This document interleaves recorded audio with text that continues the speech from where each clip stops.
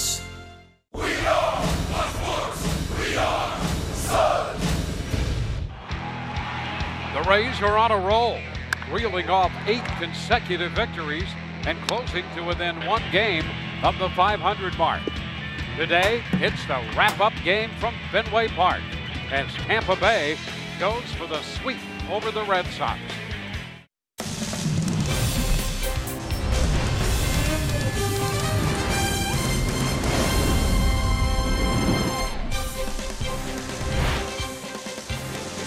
Today on an overcast afternoon in Boston, Massachusetts, we welcome you to the beautiful setting that is Fenway Park. Wrap-up game of this series between the Rays and the Boston Red Sox. Hi again, everyone, and welcome to an afternoon of Rays baseball with Brian Anderson. Dwayne Stats, great to have you aboard. What a chance of rain today, but for all of those concerned, it appears that this game will start on time, and we're hoping it will be played uninterrupted. In regard to rain, it has been raining runs for the Rays lately, and what a game yesterday here as the Rays continue this winning streak. Just when you thought the Rays offense had hit their ceiling, they go out yesterday and they go absolutely crazy. They set season high in runs scored, in hits, in home runs. You're going to see a bunch of them right here. The other thing, it's been consistent pressure, and they did that again yesterday. They scored in 7 of the 9 innings that they came up to hit, and when we talk about everybody contributing, 6 hitters in the Rays lineup had at least 2 hits in yesterday's game. How long can this keep up? Rays have won 8 in a row, 9 of their last 10, and come in second only to the Boston Red Sox in team hitting in the major leagues. And today, Matt Andriese goes to the mound for the Rays. He'll be opposed by the right-hander Rick Porcello for the Boston Red Sox. Rays and the Red Sox. Baseball coming up from Fenway in just a few moments.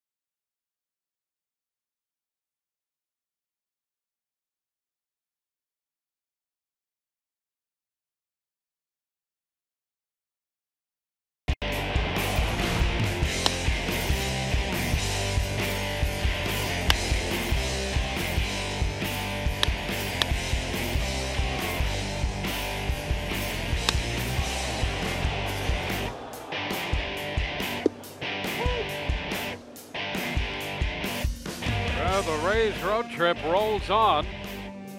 This afternoon, they'll square off once again against this Boston Red Sox ball club with Rick Porcello and Matt Andriese matching up on the mound. The Rays big winners yesterday with the 18-hit attack. And Porcello heads to the hill. Let's take a quick look at the starting lineups for the Tampa Bay Rays. Bernard Span's going to be in the leadoff spot today in left field, and C.J. Cron will be the DH with Joey Wendell playing second base and hitting third, batting in front of Brad Miller at first, the cleanup man. Daniel Robertson in the fifth spot. He'll play third. Malik Smith in the lineup in center field, followed by Yadani Echeverria. Jesus Sucre will do the catching. He'll hit eighth in front of Johnny Field in right field. Well, taking the mound this afternoon for the Boston Red Sox is going to be right-hander Rick Porcello. Let's take a look at a scouting report on Mr. Porcello. A perfect start. He is 4-0 on the season in his 5 starts, ERA of 1.93, and a big reason why he is keeping the ball in the yard, and I mean keeping the ball in the yard. 5 starts covering 32 and 2/3 innings, and he has yet to give up a home run. Just a year removed when he gave up 38. Obviously getting that ball down in the zone. He's off to a great start. Let's take a look at that Red Sox defense and see how it's going to line up behind him here this afternoon. Brought to you by Golden Diamond Source. And in the outfield left to right, we have J.D. Martinez, Andrew Benintendi, and Jackie Bradley Jr. And across that infield, third to first, Rafael Devers, Two-Way Lin, Eduardo Nunez, and Mitch Moreland. Sandy Leon gets the call behind the plate. And there's Alex Cora. He has this Boston ball club off to a 19-7 start. They've run into the red-hot Rays here at Fenway, and the Rays are looking for a sweep over these 19-7 Boston Red Sox. And here is Bernard Span about to step in and square off against Rick Porcello. First pitch is a strike call. 52 degrees. Just a light breeze in the ballpark. 2 quick strikes on Span. Well located too. The sinker down and away, strike 1. A cutter in at the hand, strike 2.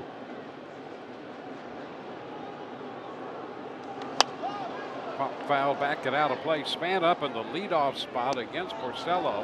When you look at the career matchups, he's had a pretty good run of success against him. Hitting .381 in 42 at-bats against Porcello. And he has given the Rays consistently major league at-bats almost every time up there. And he fouls this one back down in the count. He's gone to fouling off a couple pitches. And 2 tough pitches to foul off. You think about the first 4 pitches here by Porcello. He's been very sharp. Immediately was down in the count 0-2, and here he goes. Foul off the tough ones and hope that eventually Porcello makes a mistake.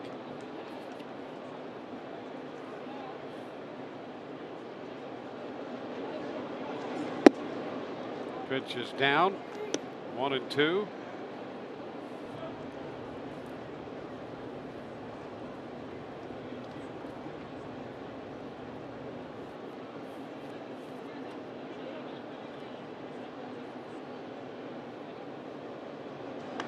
That's a shot up the right side, going to be foul. Well tagged, but out in front. And already Span has been able to see the sinker. He's been able to see the cutter, saw a 4-seamer, he saw a changeup in, seen almost all of his pitches, and Porcello just having a hard time putting him away, and that's the at-bat, the quality that you're talking about, Dwayne.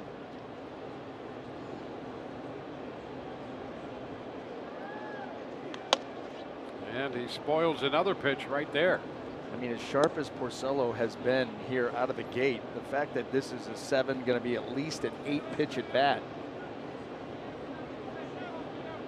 regardless of the outcome. That's a great job by Span.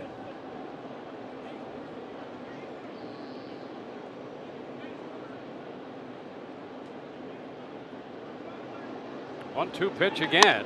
Skied into center. And Intendy's out there ranging back to his right. Makes the catch. A fly ball to center to start this one. And then he finally saw the curveball. So he was able to get the entire arsenal out of Rick Porcello in the first at-bat of the game. Let everybody in that dugout take a peek at it, and off we go. And that's a point not lost on the rest of the lineup. Boy, to give these hitters a chance in an extended at-bat to lead off a game. First pitch is inside to C.J. Cron. Yeah, you always, as a starting pitcher, always want to keep a pitch in reserve if you can. You know, for later in the lineup, maybe second time through. The fact that you had to empty your entire arsenal, which, by the way, is quite extensive for Rick Porcello, to the opening hitter of the game, I mean, that speaks volumes. 2-0 count on C.J. Cron. He's hit safely in 14 of his last 15. And there's a great stop at third base, and the throw to first. Devers to Moreland to throw out Cron.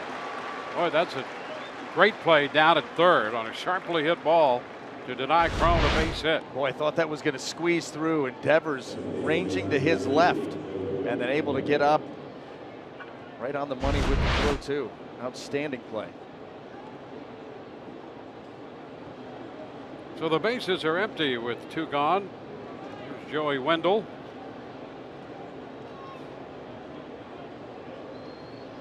Wendell 2 for 7 in his young career against Porcello.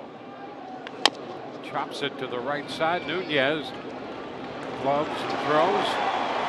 It's a 1-2-3 first. We'll go to the bottom of the inning. No score.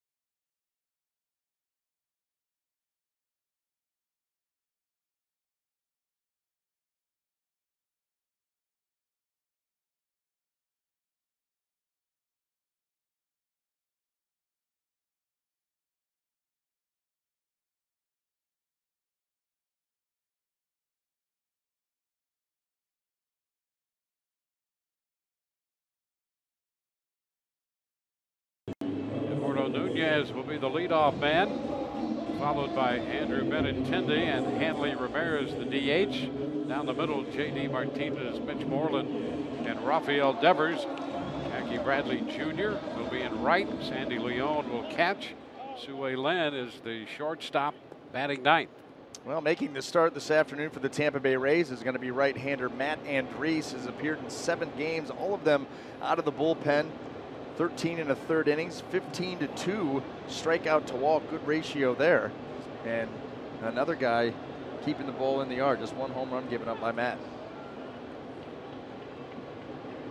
Well, here's Nunez, who's been pretty successful against Andriese in his career, 5 of 7 off him, and so he's in the leadoff spot for the Red Sox.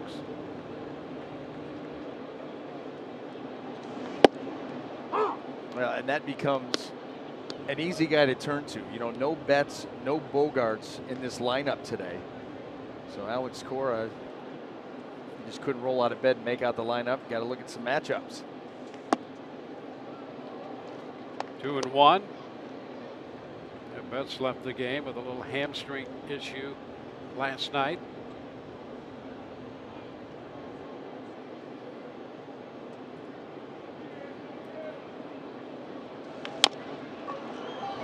Charged and scooped at third by Robertson. Nice play right there to get Nunez. That really was a nifty little play by Daniel Robertson. And let's take a look at him and the rest of the Rays defense and see how it's going to line up. Brought to you by Golden Diamond Source in the outfield left to right. We've got Span, Smith, and Johnny Field. His first major league home run last night. And of course, Robertson, Echeverria, Wendell, and Miller, Jesus Zucre will be behind the plate.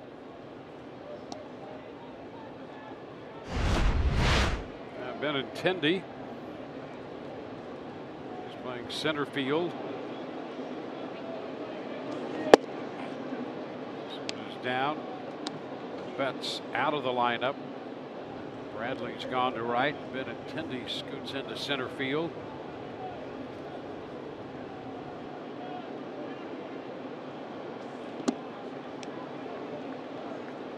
Two and 0 the count. And Andres, 28 years old. He'll be 29 in August. Out of California, Riverside. Making his 8th appearance overall for the Rays after going 5-5 in 17 starts last year. Yeah, no stranger to starting here for the Rays, and he's been asked to do a little bit of everything. When you look at his career numbers, the number of games that he's appeared in, the number of starts, he has a few saves. I mean, he really has filled about every role that you can on a pitching staff. Well, his high water mark so far this year in terms of pitches would be 50, and that would have been his second game of the year early in April, on the 4th of April. And he went 2 2/3 in that game. He went 2 2/3 his last time out, but only on 28 pitches. So, you know, the ceiling is going to be a little bit lower for Matt Andres than maybe some other guys. Sharply hit foul.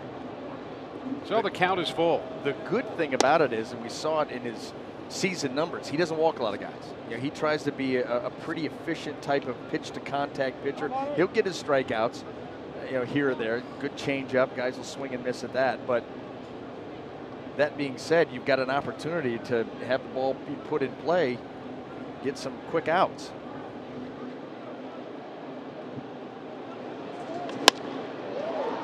And to left, Span out there toward the line to make the catch. So a ground ball and a fly ball. 2 up and 2 down.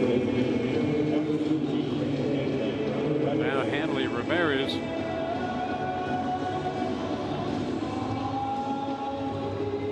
Ramirez for the year hitting .326. That'll put him 10th in the American League. And 4 for 10 in his career against Matt. One of those hits, a double.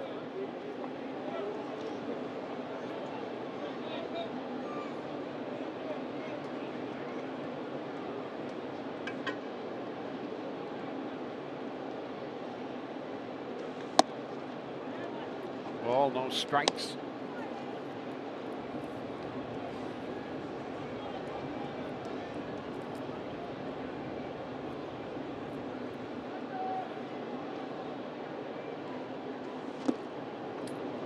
It's 1-1. Well, Hanley Ramirez, 34 years old, and after last year, a little concerned, expressed about his ability to be the run producer that they look for, and he's off to a good start in that department. Been very good with men in scoring position, batting now with the bases empty and behind in the count 1-2. A lot of times when you have a year where you don't live up to the expectations that the team has for you, the fans, yourself more importantly, you know, you go home in the offseason and you reflect, what do I need to do to get better? And this team has high expectations, expecting, they've won the division 2 seasons in a row. Obviously expect to do it again. And then all of a sudden JD Martinez comes onto the scene. And you say, you know what, I need to step up my game. And so far it's paying off.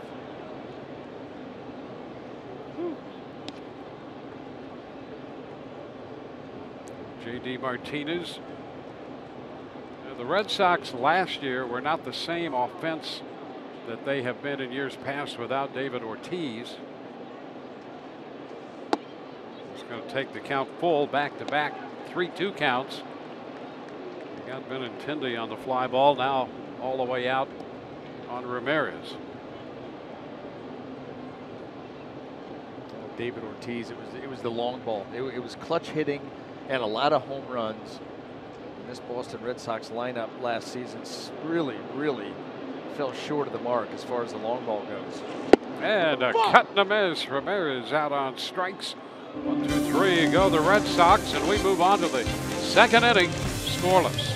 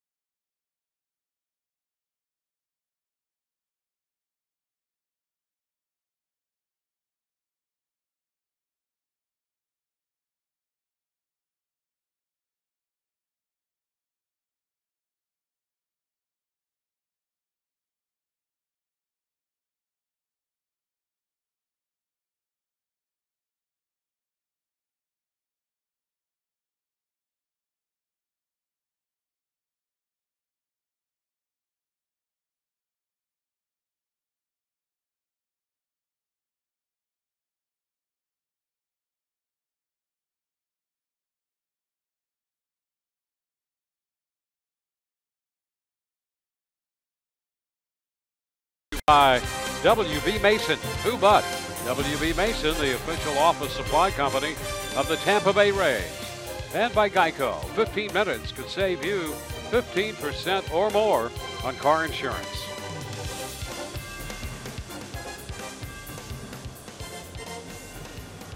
Rays not without their fans here at Fenway. First pitch is fouled back by Brad Miller. Oh, the way they've been playing lately, Dwayne, it's safe to bring that Rays gear back out of storage. Yeah. Boy, what a run. We mentioned at the outset the Rays second in team hitting in the major leagues, only to Boston. Boston hit at 271 and the Rays at 270. Just cannot get over the dramatic turnaround, because the first week and a half of the season, you're saying, are they going to hit it all this year? Yep. And not only did they put themselves in that kind of a hole, but they have been so hot, like you said. They're right up there on base percentage, team average, yep. Second in MLB. And slugging percentage as well. I mean, it's amazing. Well, for the longest time, they had the fewest home runs in baseball. Yeah. And then all of a sudden, this recent power surge, they've got, what, 7 in their last 2 games? Yeah, I think they're second only to the Yankees in baseball in slugging. And there's the turnaround in this 9-1 stretch, including 8 in a row now.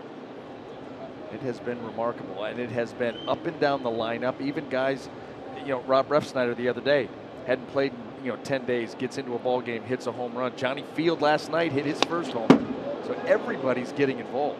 1 through 11, 1 through 12. Speaking of home runs, Brad Miller has 5 career home runs off Rick Porcello, 5 of his 12 career hits. And Porcello careful with him and has seen the count go all the way to 3-2.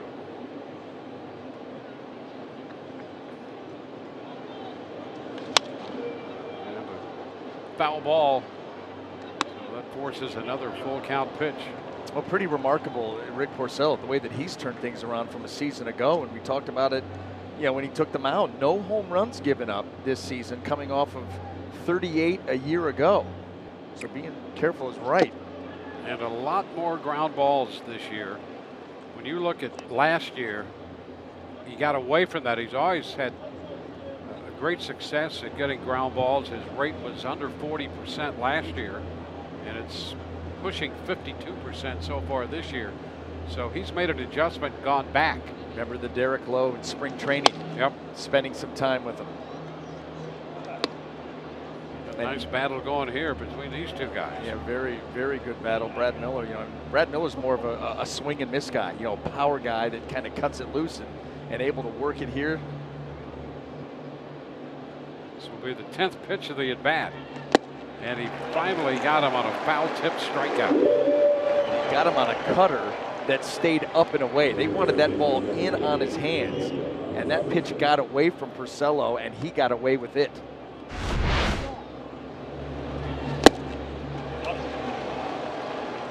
Look at the setup. Look where it ends up. Well, here's Daniel Robertson starting today at 3:45, and he looks at a strike. Robertson finds himself right in the middle of this Rays lineup. Chops it to third, scooped by Devers. Ground ball out, 2 gone. That's a pitch to keep your eye on all day. Rick Porcello is one of those guys that's very comfortable right on right with the fastball, in this case a sinker in on a right-handed hitter.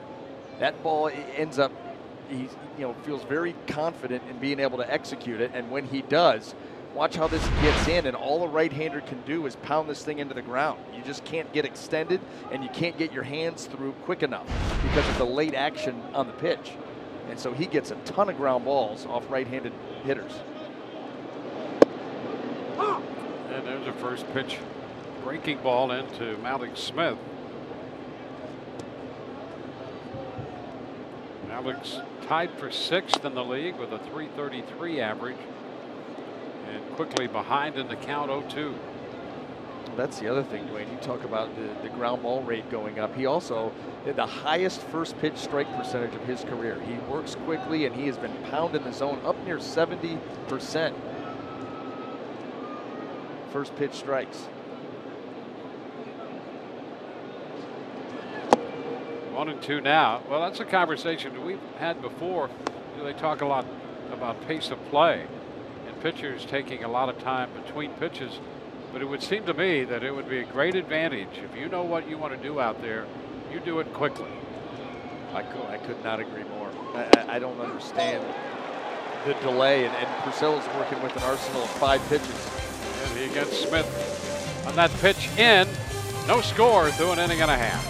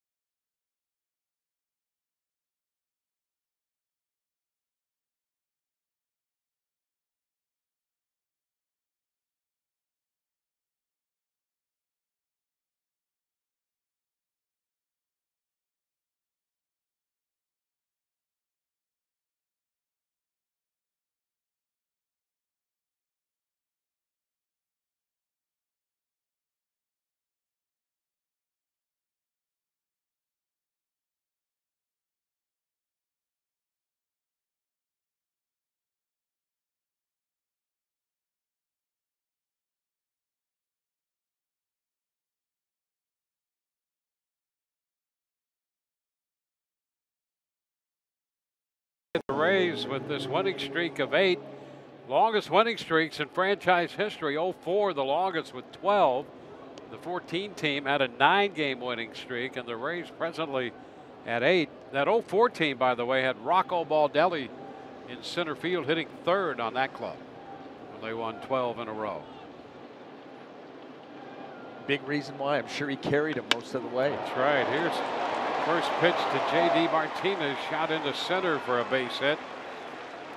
So he picks up the first hit of this game. Now you think about a guy like J.D. Martinez with the prodigious power that he displays all the time. You don't think of them too often hitting the ball the other way. But you know what? For a big-time power hitter, he goes the other way as well as anybody.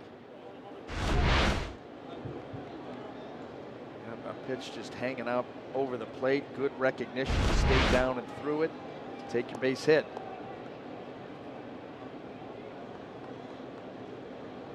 Matt Andriese had a 16-pitch first inning. And that's about on par for his career. Want to know the count. In fact, when you look at Porcello at the top of this inning, he had a 10-pitch at bat against Brad Miller and still made only 16 pitches in the entire inning. With 2 strikeouts. Yeah. I mean, that's pretty incredible. Pitch is down, 2-0 to Moreland. And we were just talking about the fact that, you know, this guy, 4-seam fastball, 2-seam fastball. He's got a curveball, a cutter, and a changeup. There's 5 different pitches there. And as quickly as he works. I mean, he knows exactly what he wants to do. He's got a plan. One pitch leads right into the other, even if it's not executed properly. Well, it shows you that it can be done. Yeah. And he sets the pace and sets the tone, never lets the hitter get comfortable. High fly ball into right field. Field still going back on the track. Now comes back a step or two to make the grab. And Moreland, a long fly ball. And Moreland, by the way, 4 of 11 coming into this game against Andriese, and 2 of those home runs. And he made a bid for one there. I mean, he just missed it. You saw how hard he hit the ball, but had a ton of trajectory. And so it stays in. So Martinez still at first with 1 out. Too much launch angle. Rafael Devers. There is such a thing, and we just saw one.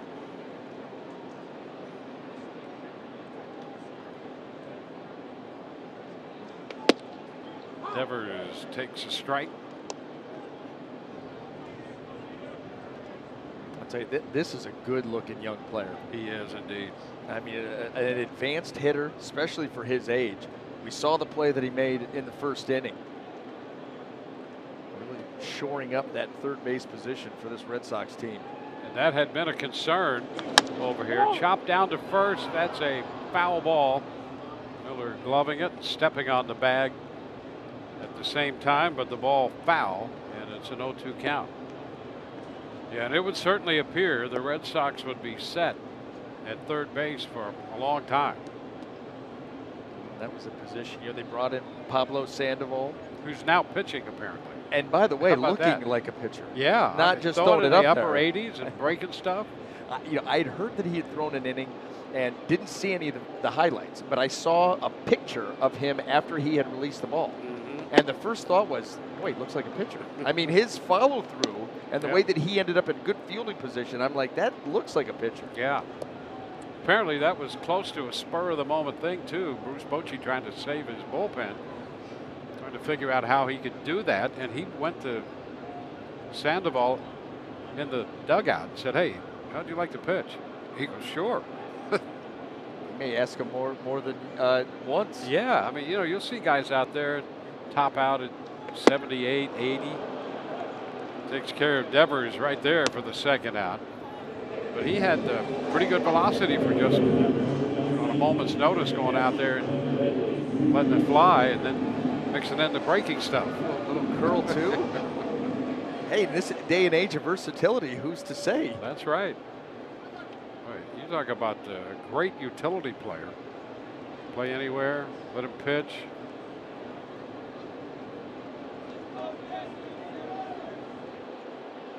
Jackie Bradley Jr. Rays did have Daniel Robertson on the mound earlier this year, and he acquitted himself quite nicely. He was more the fastball changeup. Didn't have the good velocity, but he kept good arm speed on the changeup. Yeah, the changeup. How about that? He just came in through changeups. Benintendi. I remember the one that he's throwing to him, trying to foul it off.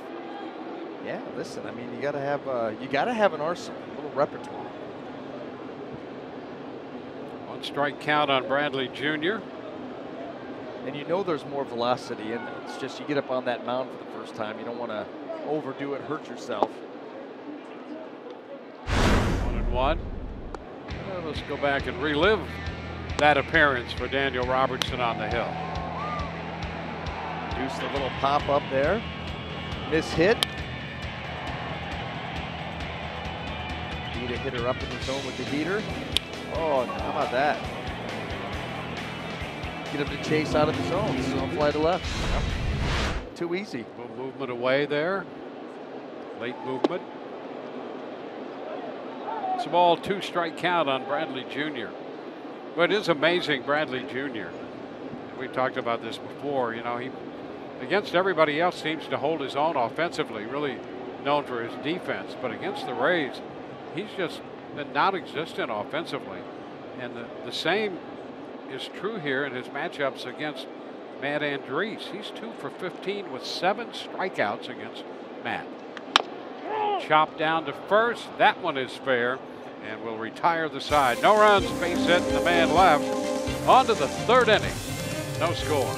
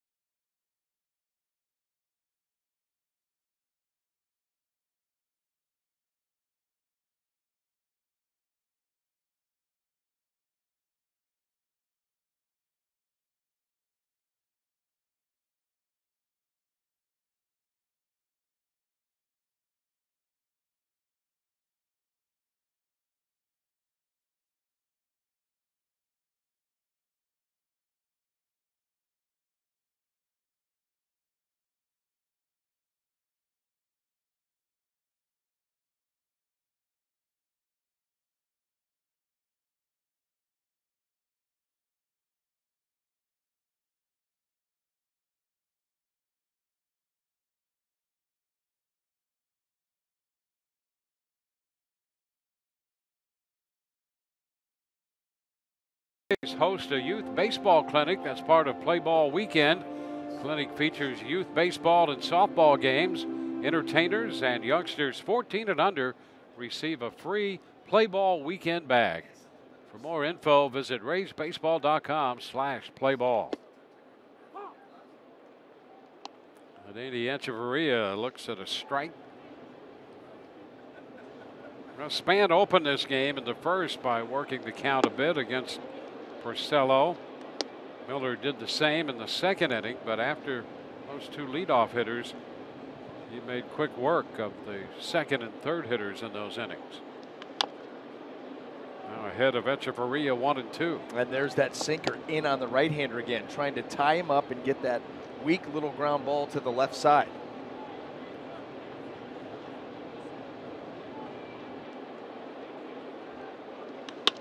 That's a base hit up the middle. Liner into center field, and Echeverria is aboard, picking up the first hit of the game for the Rays. Well, nice job by Echeverria, because what Porcello did there, we saw the sinker in that he fouled off, and then he tries to complement that with a cutter away, and he left it just a hair up, and that allows Echeverria to get that good plate coverage and use the middle of the field. That's a nice job by the Rays shortstop. Jesus Sucre getting the start after coming into the game late last night, replacing Wilson Ramos, who, as it turned out, had a little groin issue. First pitch, Sucre takes that one for a ball. I like the original diagnosis. Yeah, the bilateral. Bilateral leg soreness. Had some fun with that. We did. Collected a lot of information on it. I know all about it now. Foul up the right side. It's 1-1. I got links to websites. Did a little research. Yeah, I spent most of last night going over those websites. And only to find out there was a little bit of a groin issue. Yeah, so you that's throw it it. all out the window now. Yeah. Well, they're somehow just a little miscommunication there, apparently, because it was initially announced that he had the leg soreness in both legs, therefore bilateral.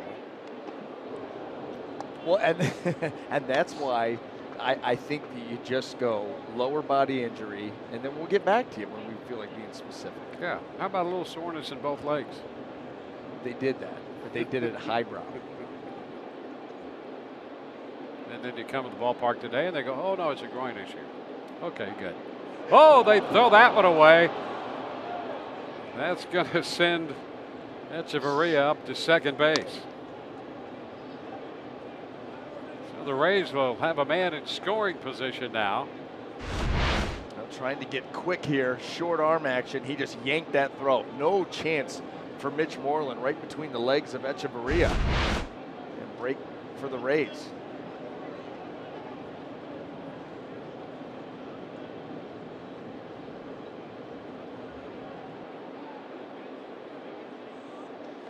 Sucre leaning back from that one. Up and in. 2 balls and a strike. Rick Porcello, keeping an eye on Echeverria and understanding that this is a different Rays team. This isn't just sit back and let's try to launch homers. They're going to put guys in motion. He gave up 15 stolen bases in 19 attempts a season ago. Knows that he can be susceptible to that. Yeah, it has Sucre chasing that one. Well, and Sucre, all he's thinking about now is, put the ball in play. Put up a good at-bat. Want to drive Echeverria in for sure, but at least get him over to third base less than 2 outs. 2-2 now. And a popper into shallow center. Benintendi coming in to make the catch. So holding at second base, Echeverria, he's there with 1 gone. Time to check in with Michelle Margot. Michelle.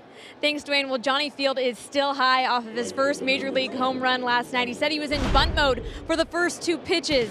And then he had a feeling the pitcher was going to throw a fastball. And of course, the rest is history. And as for the ball, he said he'll either give it to his mom or his dad, depending on who wants it more.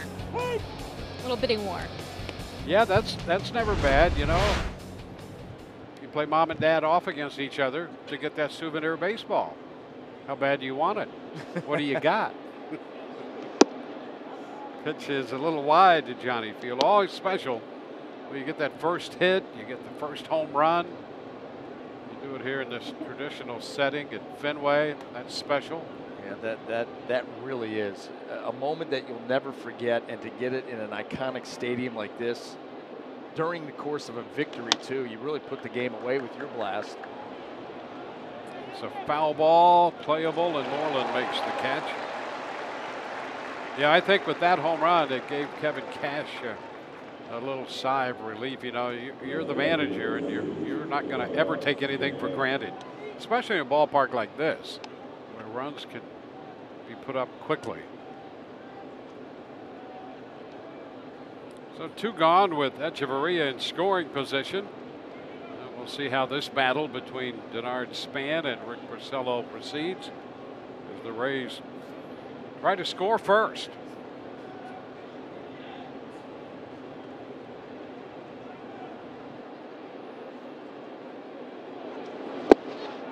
That ball disappeared on it. Strike one. That looked like a changeup there by Porcello, and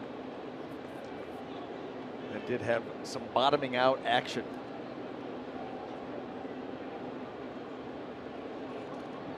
The Rays with their first base runner. On the top of the third, first time either club has had a man as far as second.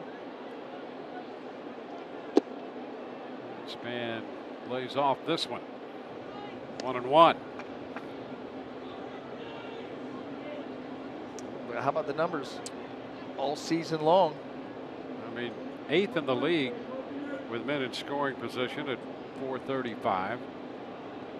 The 18 runs batted in. So not only the 10 hits, but in those 10 hits, 18 driven in. That's bang for your buck. There's a shot back into deep right.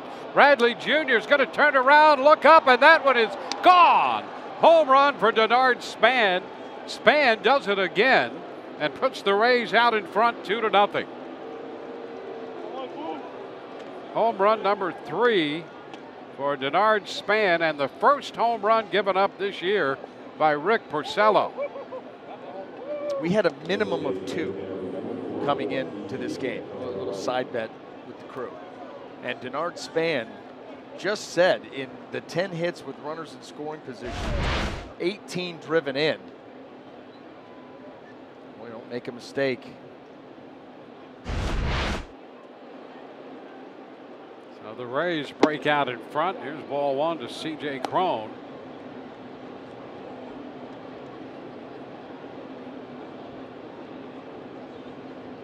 Well, Span now has more runs batted in than hits. He has 21 runs batted in and 20 hits on the year. Boy, that is as economical as you can get. Wow. This one just misses a little wide, 2-1. But when you look at his numbers, you know, with nobody on base, runners on, runners in scoring position, then they get higher and higher. Like nobody on, he doesn't care. Whatever. I'm going to wait till there's someone on and someone ready to be driven in. 2-2.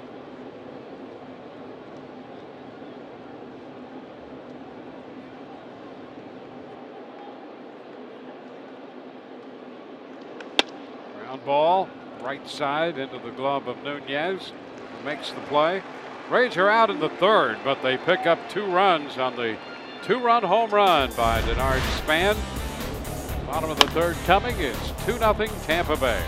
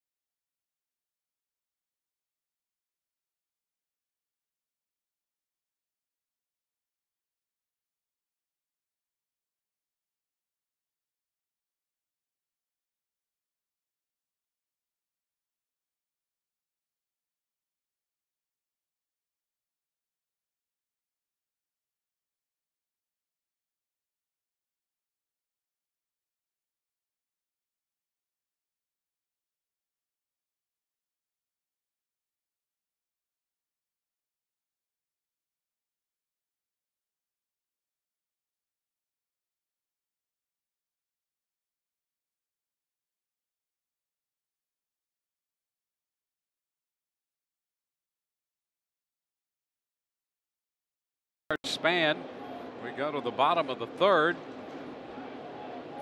Sandy Leon, the catcher, heading from the left side, fouls away that first pitch. Strike one. Leon, Lynn, and Nunez here in the third inning for Boston.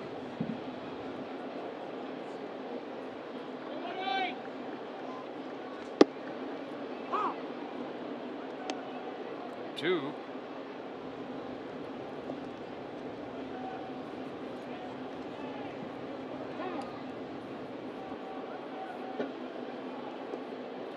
And Andres getting the start here today.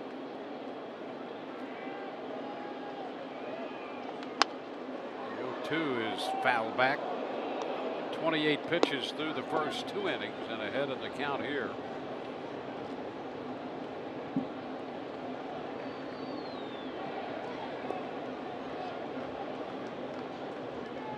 Baltimore series 4 days ago, 2 2/3. Gave up a run, no hits, and had 4 strikeouts in that one.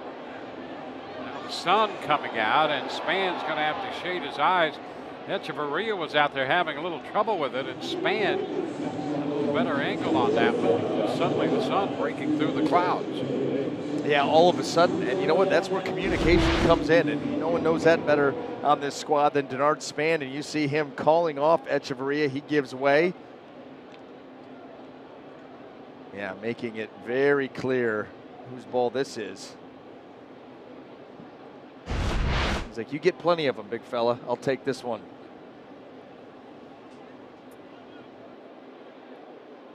Now the shortstop. First pitch is a strike. It's 0-1. Sue Len hitting .240.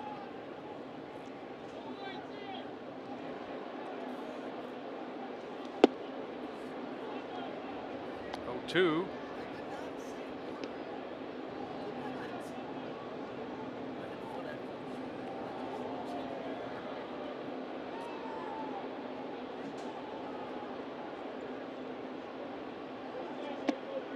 It's a ball, 2 strikes. Andres working his way through the Boston lineup for the first time.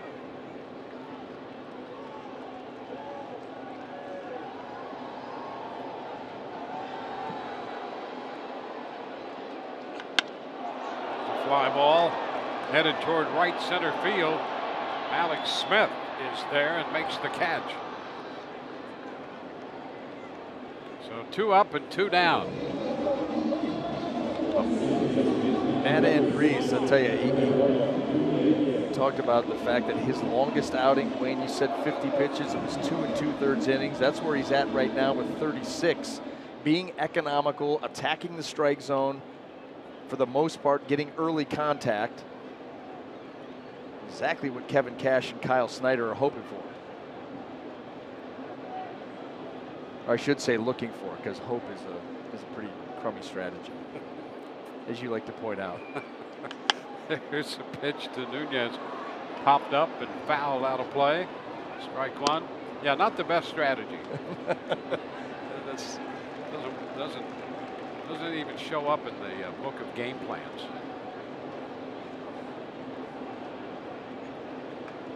Leon has gone out to left, Lynn to center. Strike the count on Nunez.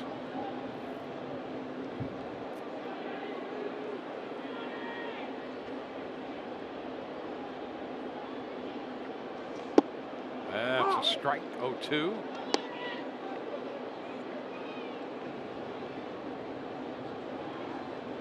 Rays 5-0 on this trip. They've won 8 in a row, 9 of their last 10. Thrown into the dirt, and it's 1-2. Well, what an outbreak in yesterday's game. Season's high 18 hits, 4 home runs among the hits and 12 runs.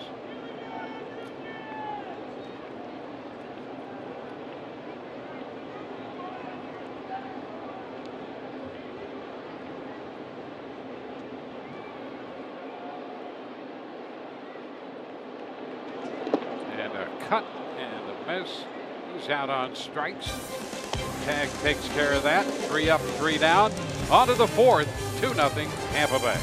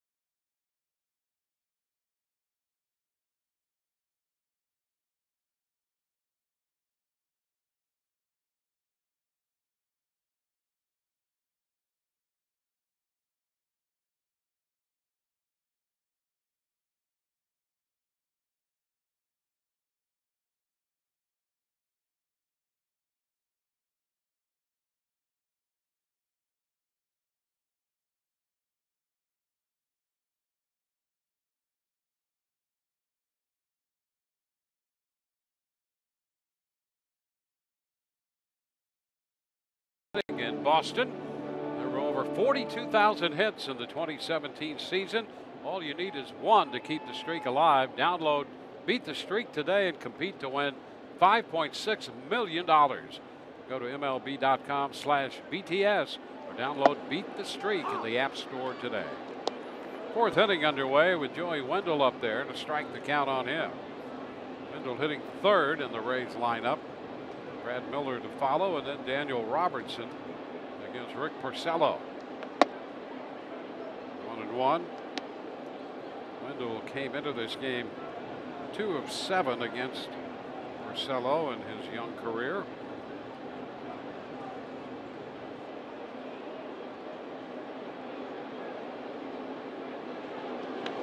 There's a high fly ball back into right. Bradley Jr. with plenty of room. Makes the catch. It's out number 1.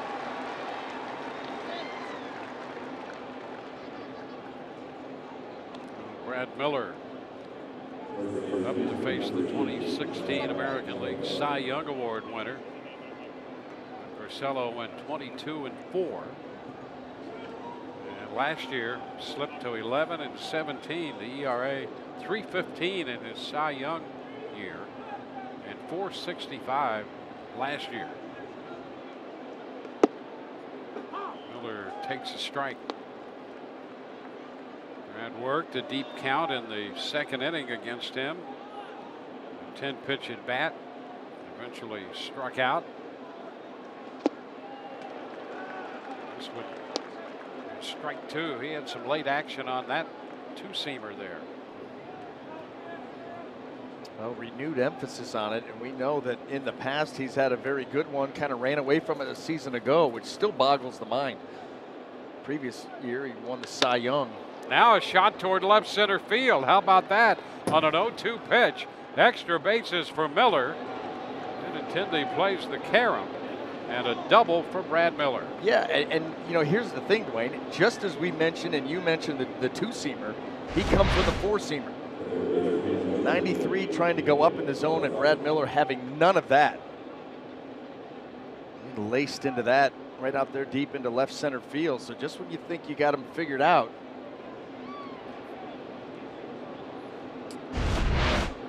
It'll bring up Daniel Robertson with a man in scoring position. Grounded out 3rd to 1st in the 2nd inning. And takes the pitch for a strike. Robertson did not have a hit in yesterday's game. He was 0 for 3. with 2 walks, and he walked with the bases loaded in the 5th inning.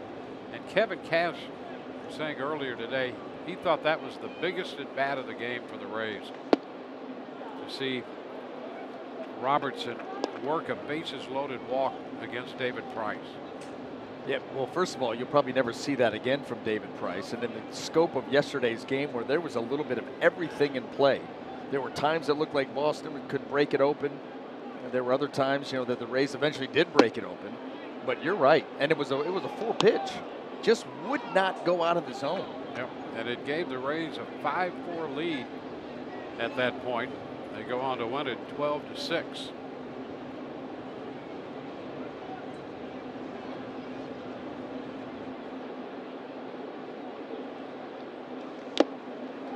Swing through it, 2-2.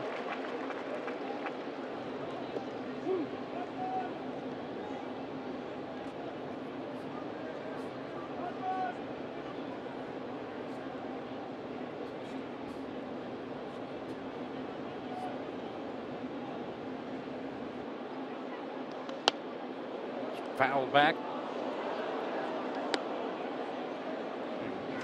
And then the fastball there, 2-2. We just saw the numbers where he had dropped into 3rd place on the chase rate, and this is what we've noticed about Daniel Robertson. Up to 2 strikes, he really does not leave the zone. You can get him to chase and expand a little bit with 2 strikes, but up until then, he's got a good plan and he doesn't deviate. There's an example of it right there. I mean, with 2 strikes, trying to protect, and that's when you'll see him expand things a little bit, but that's about the only time. And even here, he's able to foul it off. That ball, not even close. Yeah, that curveball just kept breaking away and away, down. Well, the 44-inch, 31-ounce bat helps.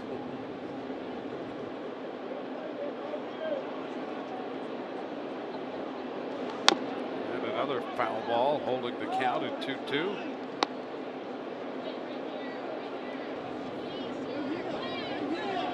Rays scored 2 on the home run by Denard Span in the 3rd. 1-out double here in the 4th, and another chance for the Rays to add to this lead. And that is strike 3. So Robertson out on strikes. 3rd strikeout for Porcello. Desperately needed that, and that was another example of, with 2 strikes, a little expansion there by Daniel Robertson. Nasty pitch, though. Well, it's up to Malik Smith now if the Rays are to take advantage of this scoring opportunity.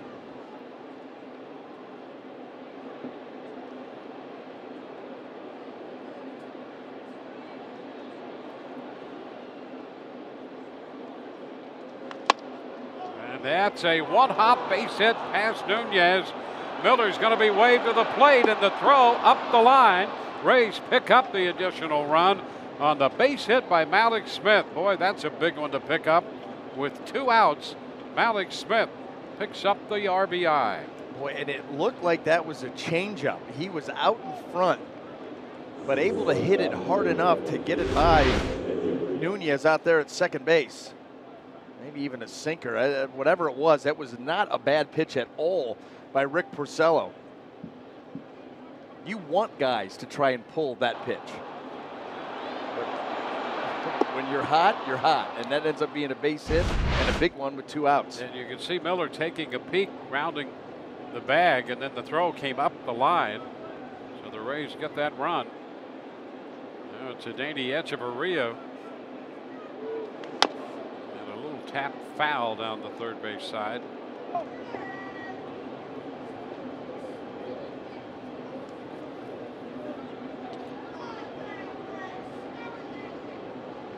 Top half of the 4th. The Rays have grabbed the lead.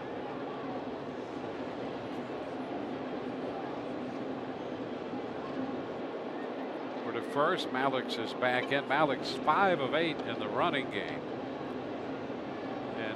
No steals with Porcello on the mound. In fact, no attempts with him on the mound this year.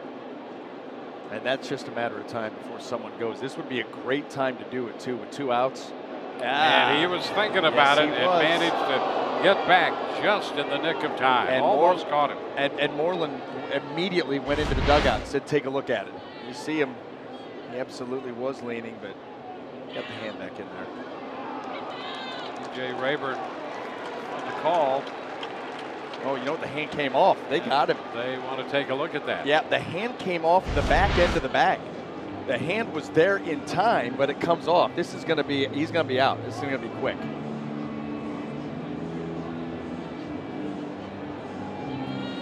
Yeah, this is pretty cut and dry. The tag goes into close to the armpit. You see the hand of Malik Smith. It's there in time, but watch it come off.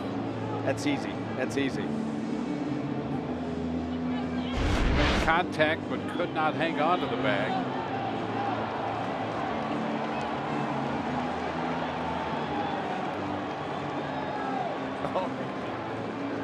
And so he is out of there.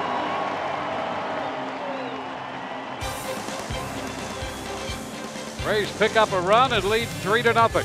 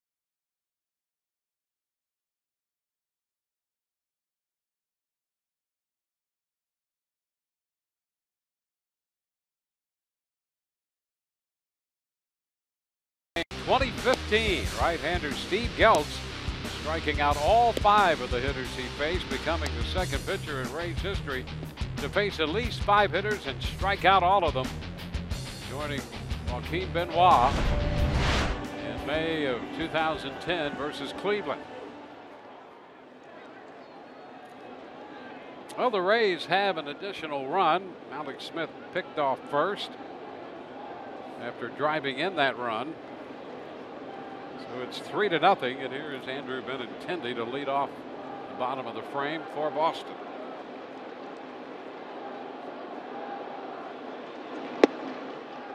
Which is wide. Benintendi worked the count full his first time around, hit a fly ball to left.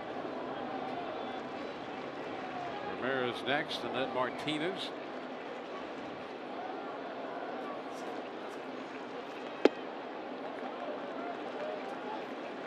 2-0 the count.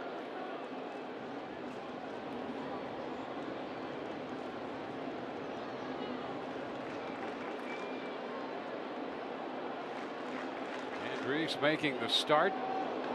Bullpen day. Benintendi fouls it back. Bullpen. A little action in it right now. Johnny Venters up in the pen. Kevin Cash said that he's going to be used as a lefty specialist, so you know his stint would be short. And then all of a sudden, you know, you've got Andrew Kittredge, you've got Chi-Wei Hu that's up here now to give you some length and innings to try to get it to the back end. So good job so far by Matt Andrees to be able to get this long, his longest outing of the season. He's behind Benintendi, starting his second time through the lineup. He got Nunez, the leadoff man, to end the third, and now Benintendi hitting second in the lineup, leading off the bottom of the fourth, and the count is full on him.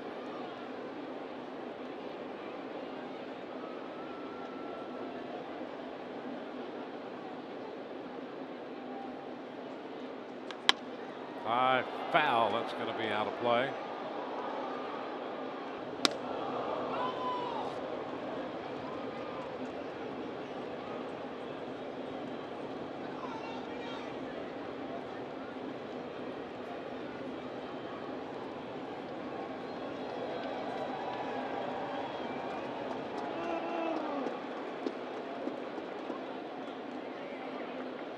Year-old right-hander Matt Andriese delivers, and a line drive, and it's going to be caught by Wendell.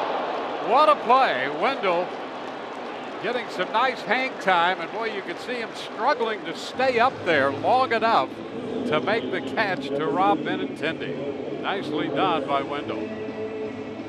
Wow, everything perfectly timed by the Rays second baseman. Bonefish Grill catch of the game, and wow, was it. Take away a leadoff base hit. The Rays are scoring runs and playing great defense. Needed every little bit of not only the jump, but the glove. Now here's Hanley Ramirez. He pops it foul. Out of play, strike one. Well, as it has to be in most cases when a team puts together a run as the Rays have. It's a team effort. You get it from all different parts of the roster. And the Rays have certainly done that. The offense has been outstanding. Great defense there by Wendell. An exceptional play. Another foul ball out of play, 0-2.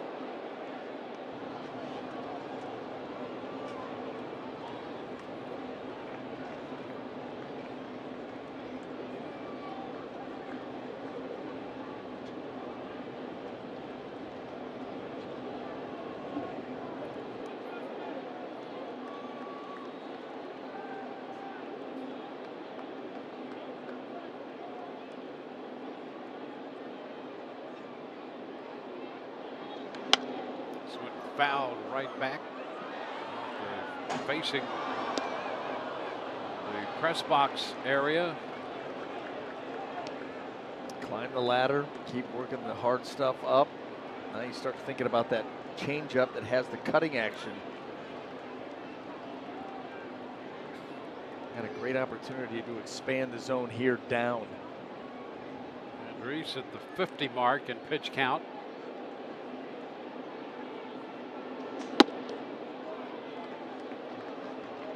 It's a 1-2 count. Instead of trying to go heater away, and he just left it up. Always love watching Sucre behind the plate. You know, Wilson Ramos is getting a little bit more demonstrative behind the plate himself. Into the dirt right there. 2-2.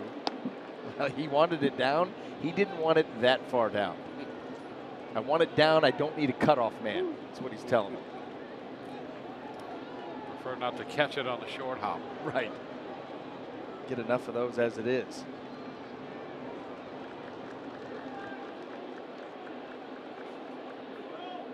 The 2-2. And he misses inside. Stayed in there. Full count now. Hanley Ramirez.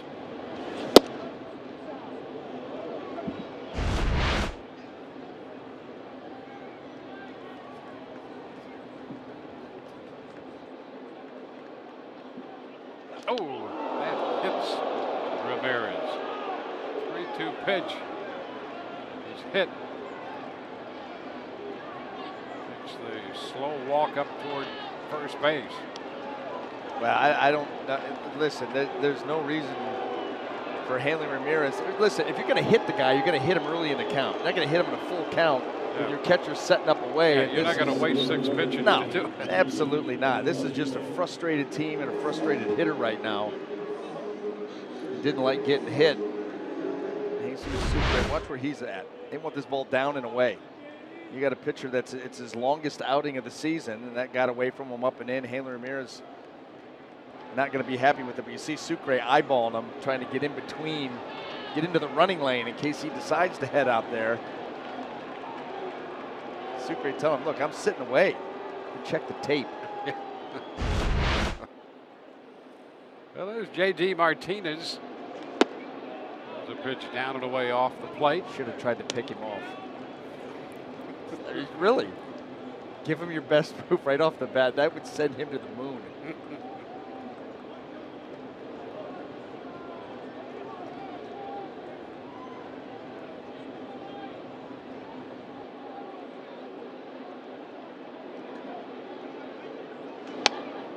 Cut a foul ball by Martinez. Especially because you check his lead out. He doesn't have a lead. Yeah. He's basically telling you, I'm not going anywhere. Very short lead, and you try to pick over there anyway. That's just, that's the game within the game. Yeah.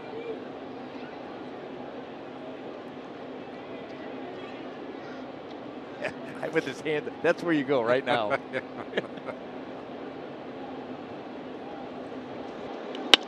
There's a base hit to the right of Echeverria, shot through in the left.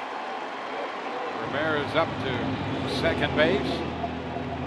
And the Red Sox have a threat. Yeah, and in scoring position for the first time. Yeah, this is exactly what they had Johnny Venters up for in case they did get to Mitch Moreland. Devers behind him. So the Rays will go to the bullpen here in the bottom of the fourth.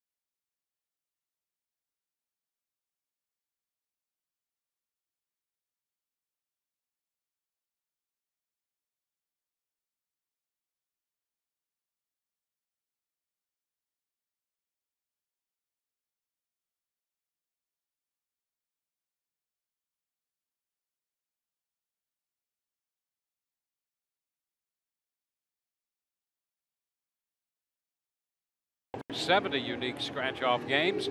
So add a little play to your day with these new games. The Florida Lottery. It's your ticket. Claim it. Must be 18 or older to play. Play responsibly. Well, the Rays hold this lead. Johnny Venters enters the game, and we'll check in with Michelle. Yeah, Dwayne, Red Sox closer Craig Kimbrell used to play with Johnny Venters in Atlanta, and he finally got to tell him congratulations through the wall of the bullpen the other day. And he actually said that he couldn't even imagine being away from the game that long, looking back to 2012, and then just now pitching again in the majors. He said it's really a testament to Venters' hard work and humility. He said that back in 2012, guys could know what Venters was going to throw and still not hit him. And though his stuff isn't the same, he still knows Venters has the ability to get guys out, and he is thrilled for him. Guys? All right, yeah, the Red Sox closer has a head start on the Beard, though. Way, couple year head start. Well, Venters on here to face the left-handed bat of Mitch Moreland.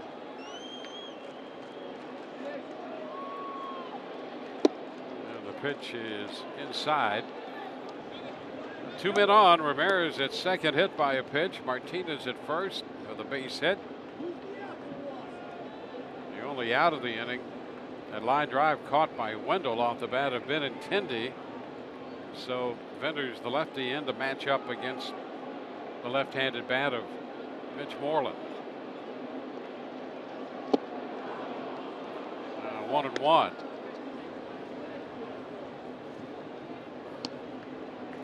Johnny Venters used to have just overwhelming velocity. Jose Alvarado type velocity.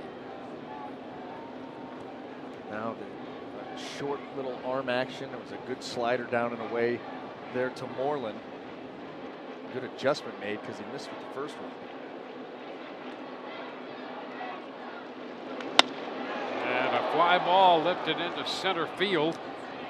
Alex Smith is there to make the catch, and the runners remain at first and second. So they get Moreland, who's been very good with men in scoring position for the Red Sox so far this year. Coming into that bat, 7 of 18. And here's another tough left-handed hitter, and Venters in to match up against him. Evers struck out against Andriese in the second.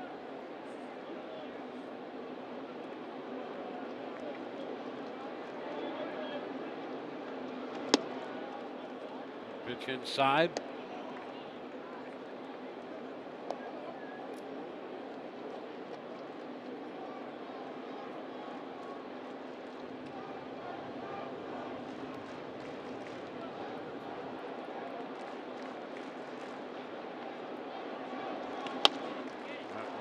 Out of play.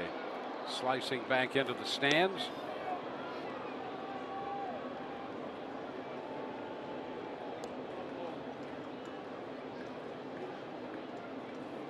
Venters was in the game Wednesday in Baltimore.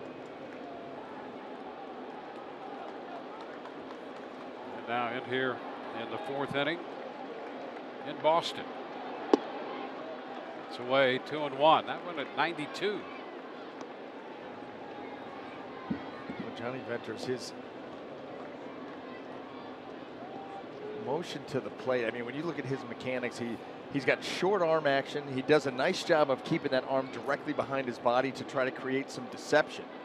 But it's not a long arm swing at all. Fly ball, short right, out goes Wendell. He's going to be there in front of field to make the catch to retire the side. Well, job well done by Venters. Moreland and Devers. And we are through 4 with the Rays holding a 3-0 lead.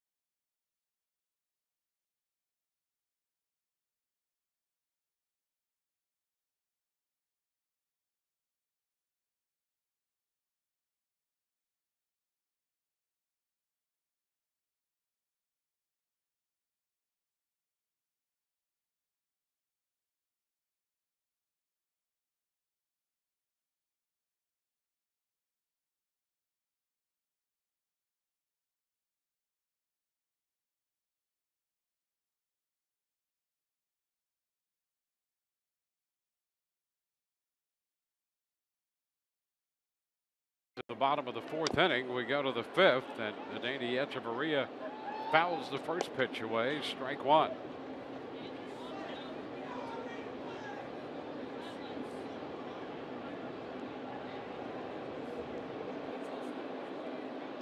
There's a bunt attempt down the third base side by Echeverria. 0-2. this Rays offense saying, just when you thought that we'd emptied the tank as far as how we could try to get on base, we're going to start the bunt. Yep. Good idea. You could keep that fair. Oh, it would have been a base hit. Yeah, when you look where Rafael Devers is playing, no chance he gets to that in time. Ground ball to Devers this time. Up and out with the throw. One away. Yeah, and what was the pitch again? Porcello, when he's able to get that sinker in, and he loves that pitch. Well, that's been a big pitch for him.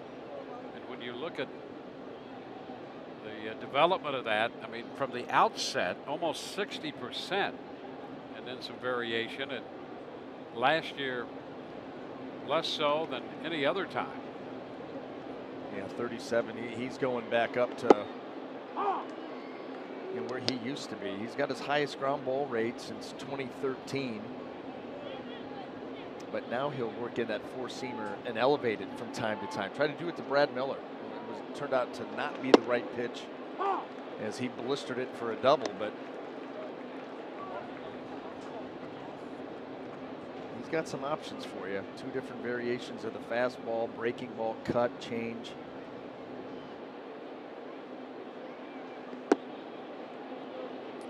1-2 count.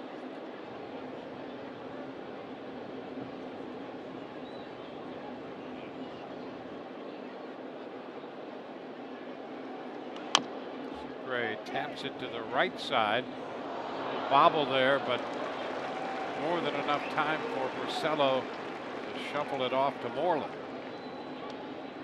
So 2 up, 2 down. That will get Johnny Field to the plate. Field in yesterday's game, prior to the home run in the 9th, his first big league home run. He had opened the 8th inning with a single that led to a run. He scored 1 in the 8th and then 4 in the 9th inning to win that one going away. A ball, no strikes, the count to Field. The ground is short. Lynn makes the throw. 3 ground ball outs. We go to the bottom of the 5th to 4 1/2. 3-0 Tampa Bay.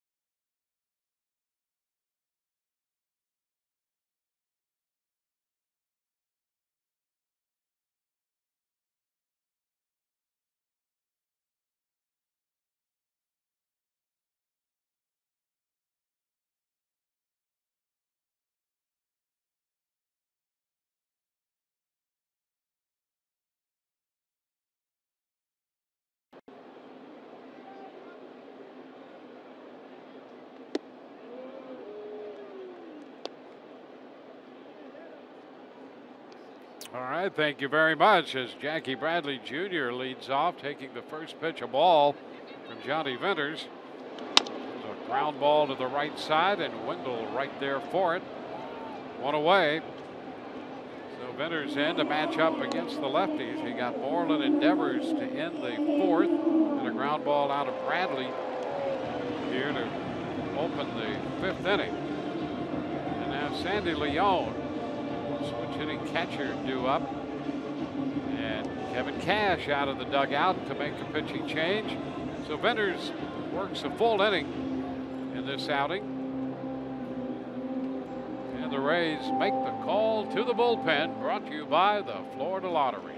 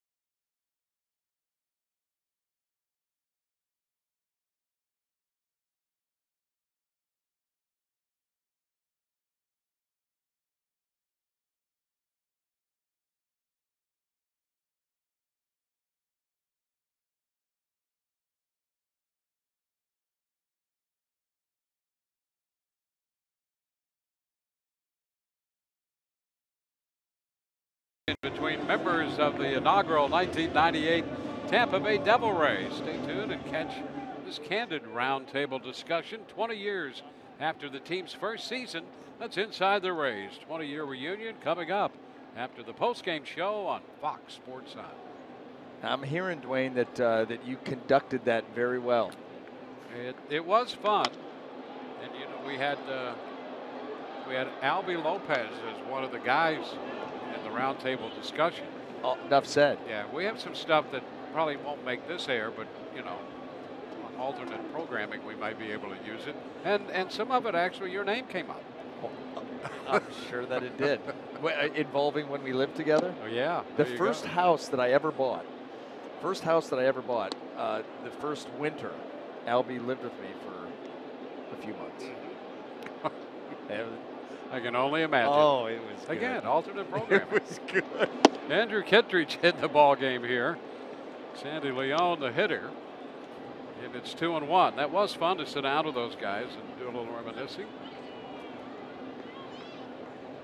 So Leone, fly ball to left in the 3rd, and now the count is 2-2. Kittredge, pitcher number 3 for Kevin Cash. Andrees 3 1/3. Venner's a nice job to get all 3 hitters he faced. And Dwayne, you got to believe that this is setting up as well as Kevin Cash could have wanted, and maybe even a little better as far as, you know, Andrees getting you 3+. Venner's was perfect. So it lifted toward left center field, back toward Span, and Denard is there to make the catch. Oh, by the way, all scoreless, and you're working with the lead. I mean, right now, you couldn't have asked for a better script. You got to finish it off. Still got half the game to go, but it's setting up well.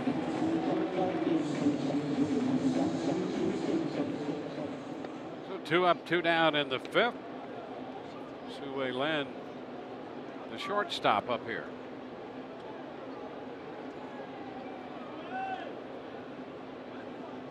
The 23-year-old infielder.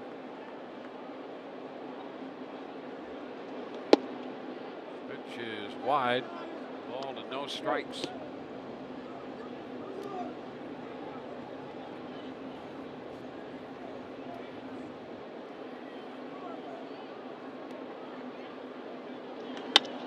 Liner into left, and that's right at Span, who makes the grab. And it's a 1-2-3 inning. We're through 5. Rays 3, Boston nothing.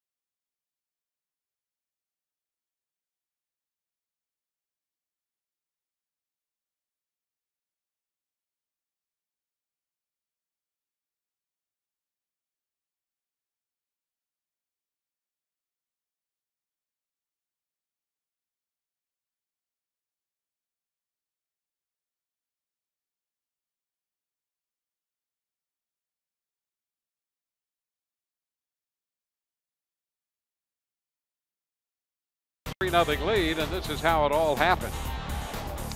Home run by Denard Span after Echeverria had opened the third with a base hit. That made it 2-0.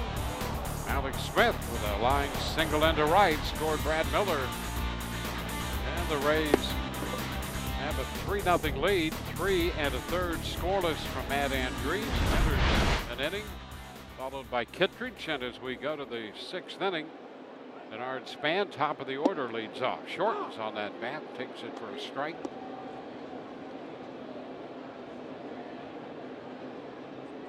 C.J. Cron next, and then Joey Wendell.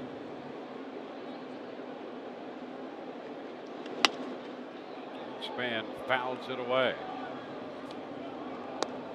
Well, our AARP take on today, we'll compare right now Denard Span to last year.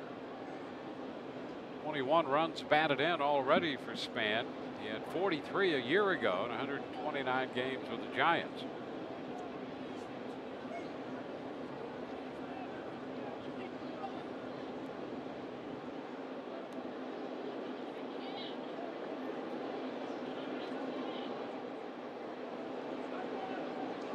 Pitch is wide. 1 ball and 2 strikes.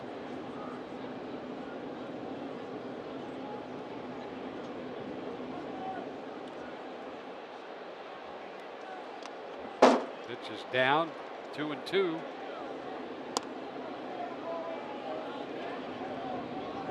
Rick Porcello on the hill, 29-year-old right-hander. He'll be 30 in December.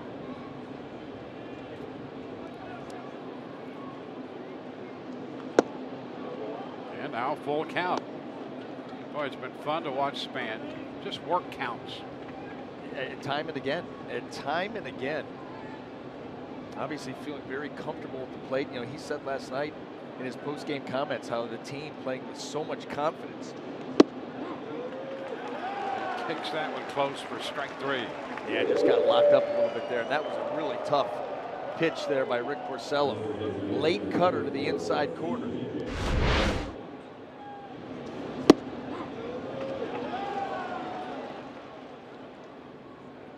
Side of the baseball in that late cutting action, and Denard knew it. Now C.J. Cron.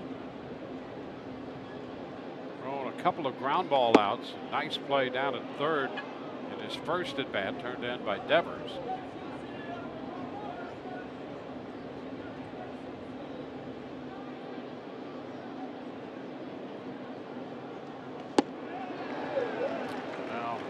One.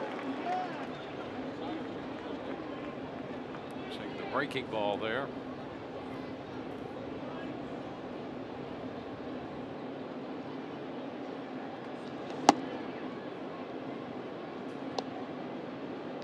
balls and a strike.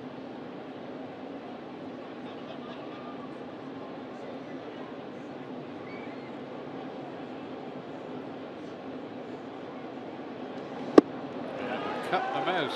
Makes it 2-2. So far, staying away from that sinker down in the zone. And, you know, C.J. Cron, that's a pitch that he's had his way with. So he climbs the ladder top of the zone with the four seam. See if he stays up there. Nope, he's going to come back with a breaking ball. And he gets him to chase it. Just kept moving away. Yep, and, you know, he played that fastball up, followed up with the curveball down and away. Did get some sweeping action with it.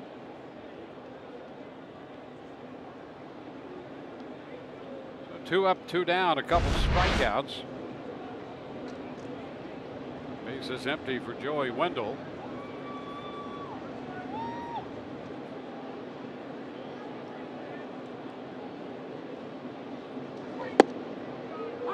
That's a strike at the knees.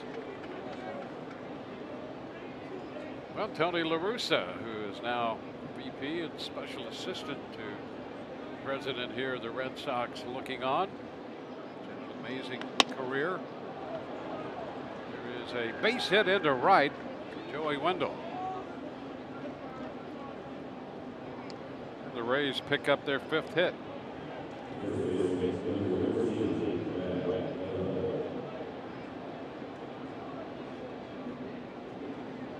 So Wendell is aboard to get Brad Miller to the plate.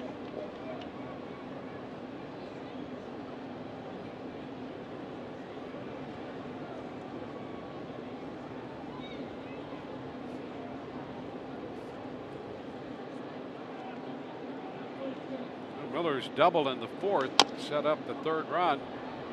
Taps this one to the right side. Handled by Lynn. Miller's out, and so are the Rays. We go to the bottom of the 6th, 3-0.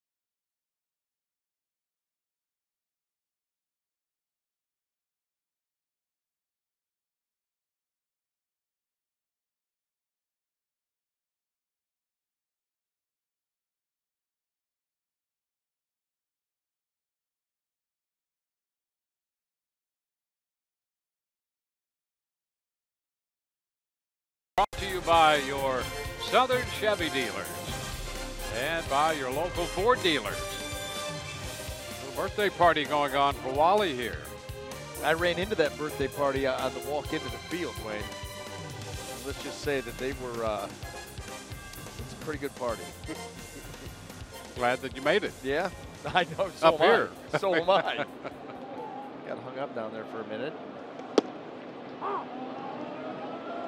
Nunez taking the pitch. Kittredge for a strike. It was nice that they all could come in. I mean, it's a fraternity. It is. Yep. And some of them had to take some long flights.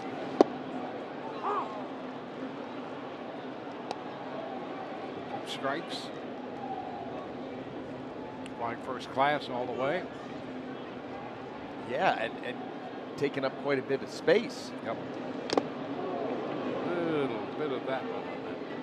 Fastball in. No Ramus. I think he had a prior engagement. Well, not to mention, it's Red Sox. It's the team that Rays fight. They're going to parties. Yeah, who knows what could have broken out at Right. that party. That's right. Could have gotten weird. I bet he wasn't even invited. 2. He would have turned it down anyway. Yeah.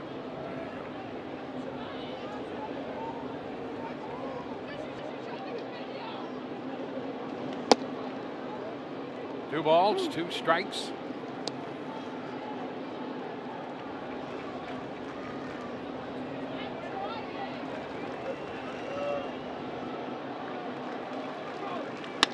Ground ball down to third, and oh, what a hop it took on Robertson.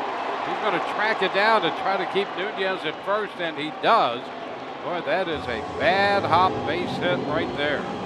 And you know what? You wonder, that ball gets by him without him getting the glove on it. More than likely going to go for extra bases. And so even though it took a bad hop, Daniel Robertson, quick with the glove, able to catch enough of it. And you see this thing come up on him, whoa.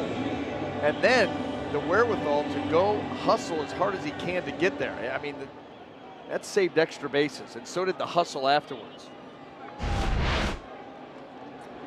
The leadoff man on for the second time in this game for Boston.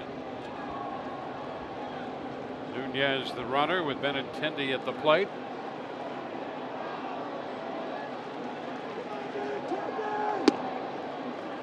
Low and in, 1 ball, no strikes.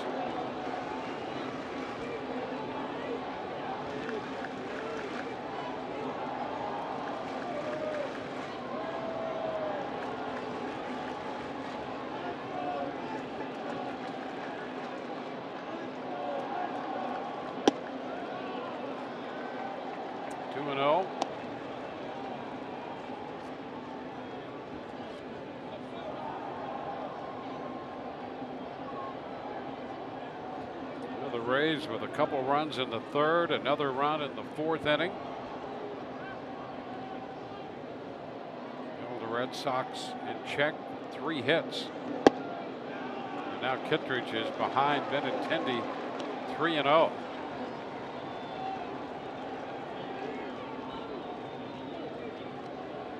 Not here and not now. Not with the power coming up behind him. Yeah, you've got the middle part of the order looming.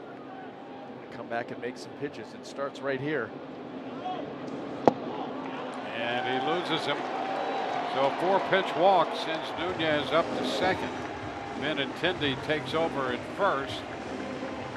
First walk given up by Rays pitching. And you hope it's not costly, because you've got the tying run coming to the plate, and Ramirez mentioned earlier about how productive he has been this season as compared to a season ago. Yeah, he was hit by a pitch by Andrees in the fourth. Kyle Snyder's going to go to the mound. Have a little get together with Kittredge. You got JD Martinez behind him, so these next couple of hitters of the utmost importance for the Rays, and that's why the visit.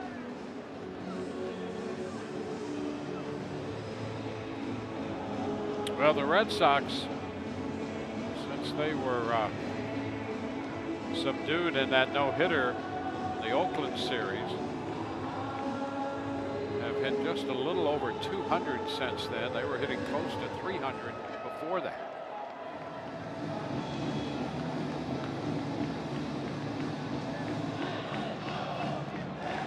Now here's Ramirez. Rays hoping to continue that trend and carry it through the remaining innings of this game and get out of town. Kittredge, fastball slider. That's what he attacks hitters with. And you're thinking bottom of the zone, a good slider, even a good fastball with late action. Get Ramirez to hit that ball on the ground. The pitch is down. Well, 13 of 26 coming into this game with men in scoring position. Second only to Jose Altuve. Altuve hitting .526 with men in scoring position for Houston.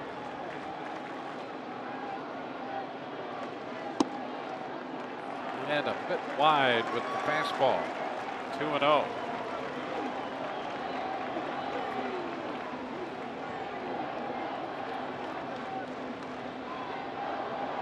Oh, body out. Kittredge behind and the count. And there's a slider in there for a strike. 2-0. 2 balls and a strike now.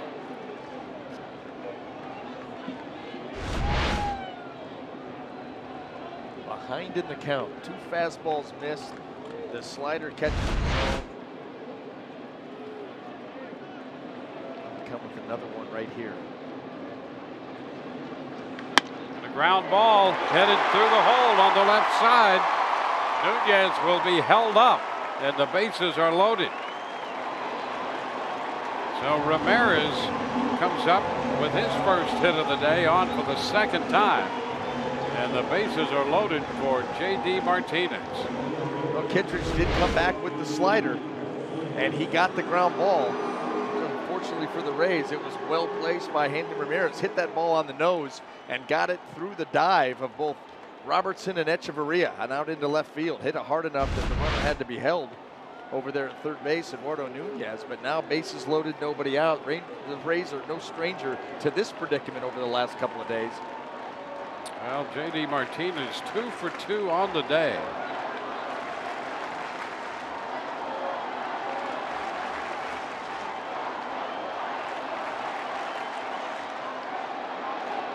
And the first pitch, fastball misses.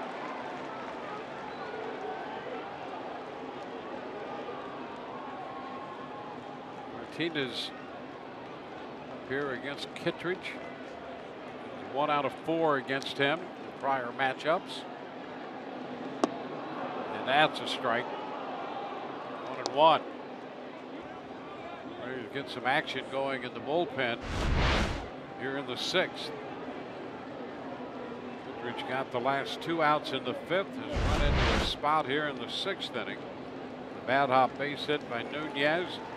Walked to Benintendi, and then the base hit through the hole on the left side by Ramirez.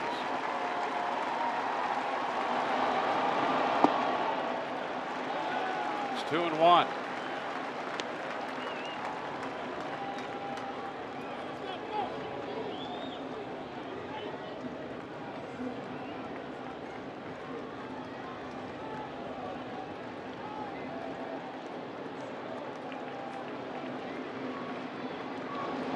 Ground ball, that's headed for the hole and out of the reach of Echeverria. Nunez scores. Benintendi heads to the plate. 2-run score. Ramirez stops at second. And just like that, it's a 1-run ball game, 3-2.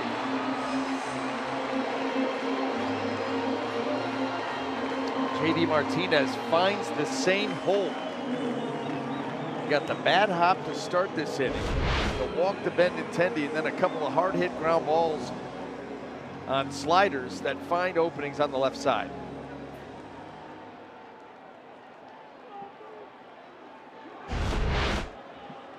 Well, that brings up Mitch Moreland. Rays still looking for the first Boston out of the inning. Moreland 0 for 2, hit the ball to the warning track in right field in the second inning. Out to center field his last time up.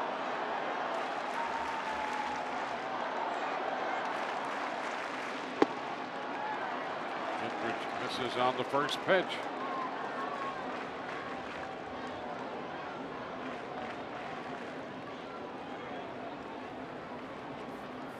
A ball, no strikes.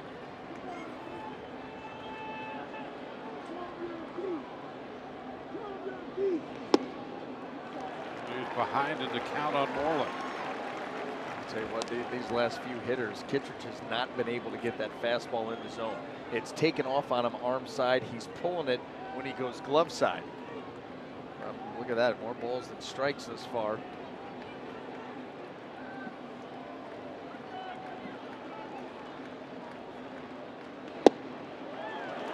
And he is low to Moreland. And way behind him, 3-0. That was the one pitch that he's been able to get in the zone and at least get some swings, is the slider. But with the count in his favor, Mitch Moreland looking for something up in the zone. He's going to spit on that pitch down. And now 3-0. And ball 4. It loads the bases again. Now, how much longer can Kevin Cash go here? And I don't think much, but here it comes. Well, here in the 6th, single walk, single walk, 2 runs home. Bases loaded. And another call to the bullpen, brought to you by the Florida Lottery.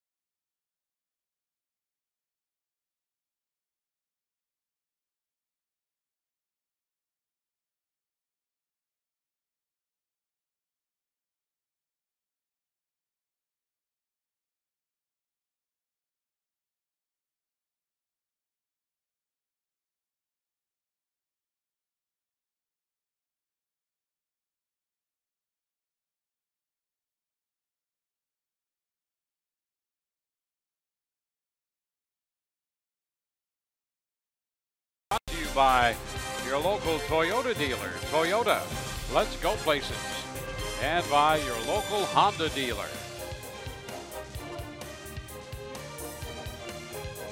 Well, the Rays running into some trouble here in the bottom of the 6th inning. Kittredge got 2 outs in the 5th, nobody out in the 6th. He departs in favor of Sergio Romo with the bases loaded, and Rafael Devers coming to the plate. The pitch is a strike call. Boy, another tough spot for a Rays reliever. Sergio Romer, he's been in these types of situations before. Try to limit the damage. 1 pitch at a time. This is really where you have to simplify it down to that. It's fouled back. Devers yesterday homered in the 5th inning. Singled in a run in the 9th. That was against Romo. Well, he's got the jump here. Now you start to think about, something outside of the zone, something to get Devers to chase. Elicit poor contact, maybe even a strikeout. And he started to go on that pitch, breaking into the dirt. 1-2.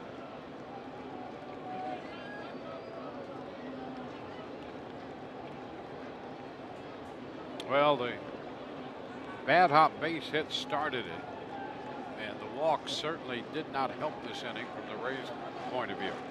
No, and 2 ground balls between short and third. Yep. I mean, everything working out for Boston in this inning, and that's why it's about limiting the damage here. Keep yourself in this game. It's low. 2-2. Good cover by Sucre in the last 2 breaking balls in the dirt.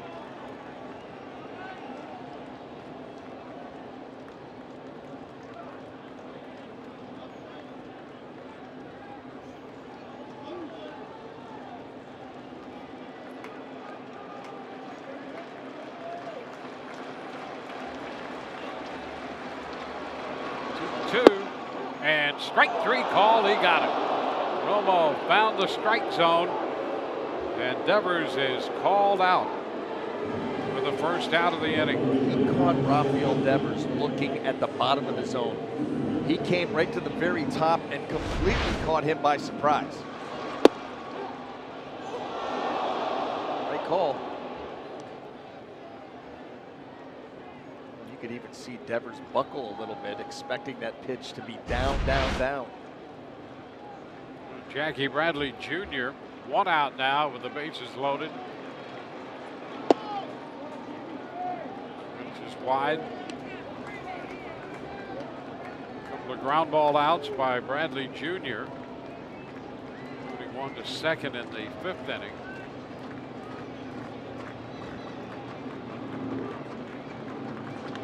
And fly ball into right. Field will make the catch. The tag at third by Ramirez. He will score the tying run. It's a 3-3 ball game. Ramirez crosses the plate. Martinez tagged and advanced to third. And Bradley on the fly ball gets the Red Sox even.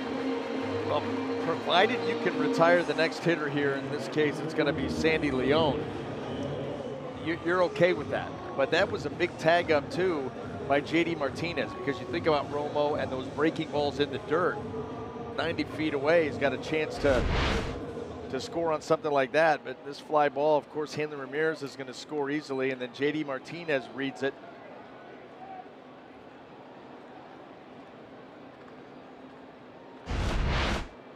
Leon 0 for 2 on the day, and he takes a strike. The 8th hitter to come to the plate for Boston in the 6th, as the Red Sox have tied this game.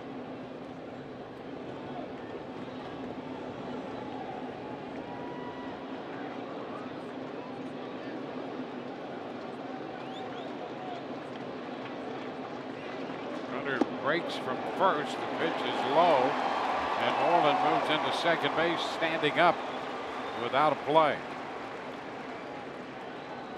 So now both men are in scoring position.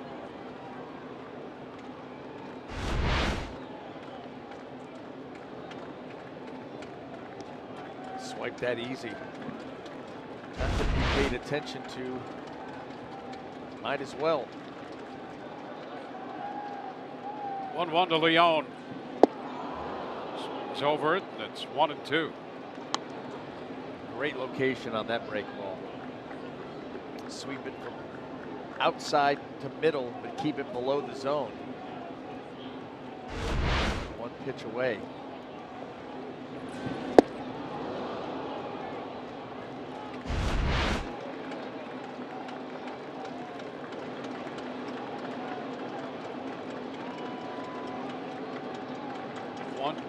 And this one hits him.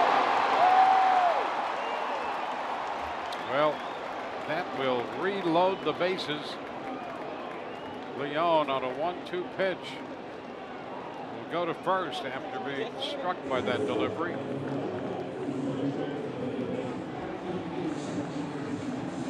the bases are again loaded.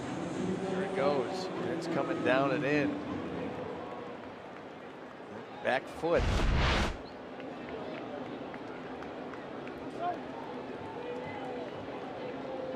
Sue-Wei Lin is the hitter. 0 for 2 in this game.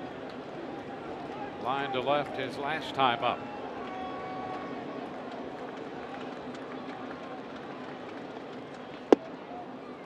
Romo starts him with a strike around the knees.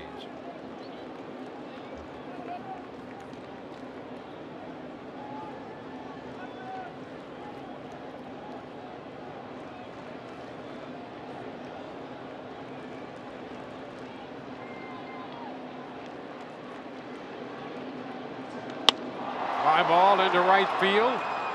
Johnny Field is there making the catch to retire the side. 9 men come to the plate. 3 runs scored, 3 men left. 3-3 game through 6.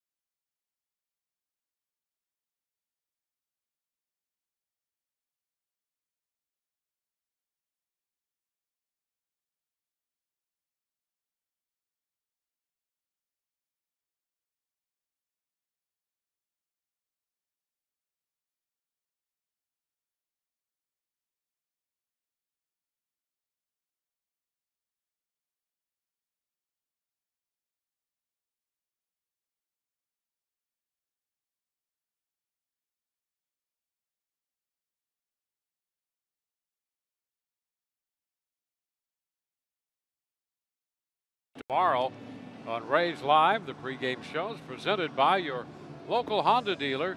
Right-hander Jake Faria will be on the mound. We'll hear from him, and Orestes will break down Miguel Cabrera, with the Rays opening their series against the Tigers in Detroit. All even as we move into the 7th. Daniel Robertson will lead off against the right-hander Rick Porcello.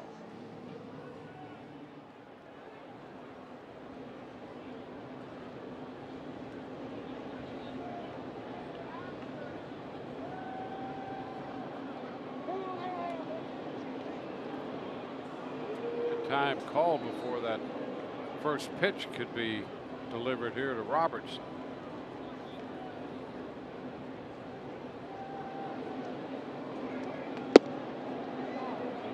Inside, 1-0. 29-year-old right-hander Rick Porcello. Rays scored 2 in the 3rd, and another run in the 4th off him. They're going to have to go back to work in this tie game. Well, you never thought it was going to be easy. This Boston Red Sox team in first place. And for good reason, but the Rays have come in here, handled the first 2 games, and took that lead. This was a series coming in that the Rays were excited for. Said they're going to get a different version of this team, and wanted to show them what they were all about. Tapper foul, 2-2. And the Rays come into this game with an 8-game winning streak, closing to within a game of 500.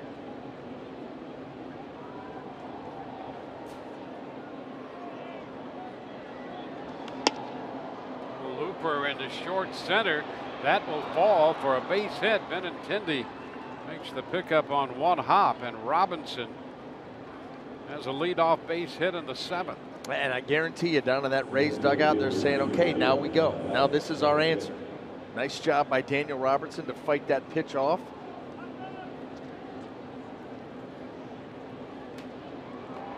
Well, you see during the 8-game winning streak what the Rays offense has done, hitting .342 and averaging 7.9 runs a game.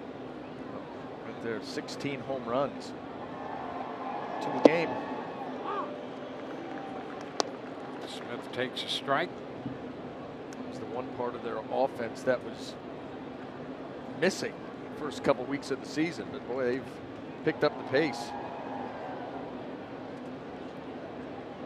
That man right there, 4 home runs in the last week.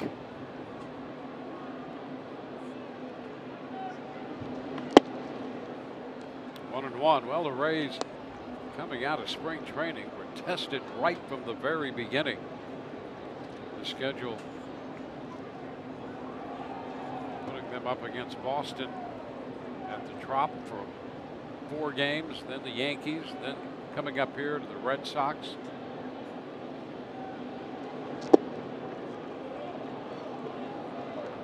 A ball down, 2-1.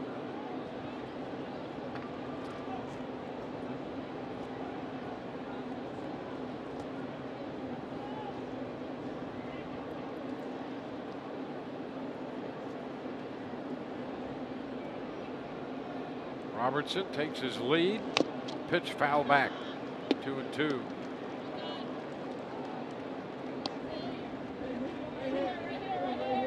Well, this is the second time the Rays have put the leadoff man aboard. Echeverria opened the 3rd, a single, and later scored on the Denard Span home run.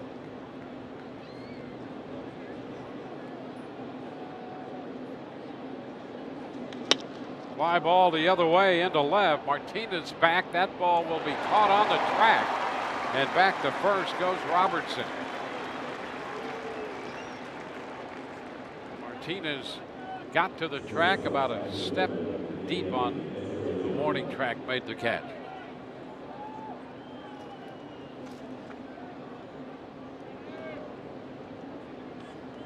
Now Adeiny Echeverria. Echeverria singled and scored in the 3rd. Does have a home run in his career off Porcello, who today gave up his first home run of the year. But Denard Span got him in the third.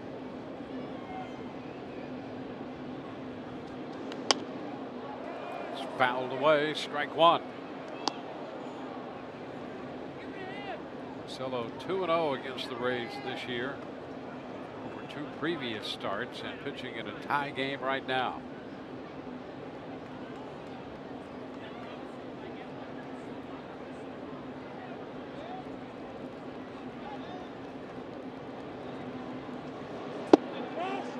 That's a strike on Echeverria, puts him down in the count. Got a big pitch here for Rick Porcello. That fastball with that late light, that sinking action in. You notice too, he varying his times with the runner over at first. He's not even looking over there. Coming set, holding it, sometimes going quick. Watch his eye. He peeks there. Now he's going to come set. He's not looking back over. There he goes. How about that?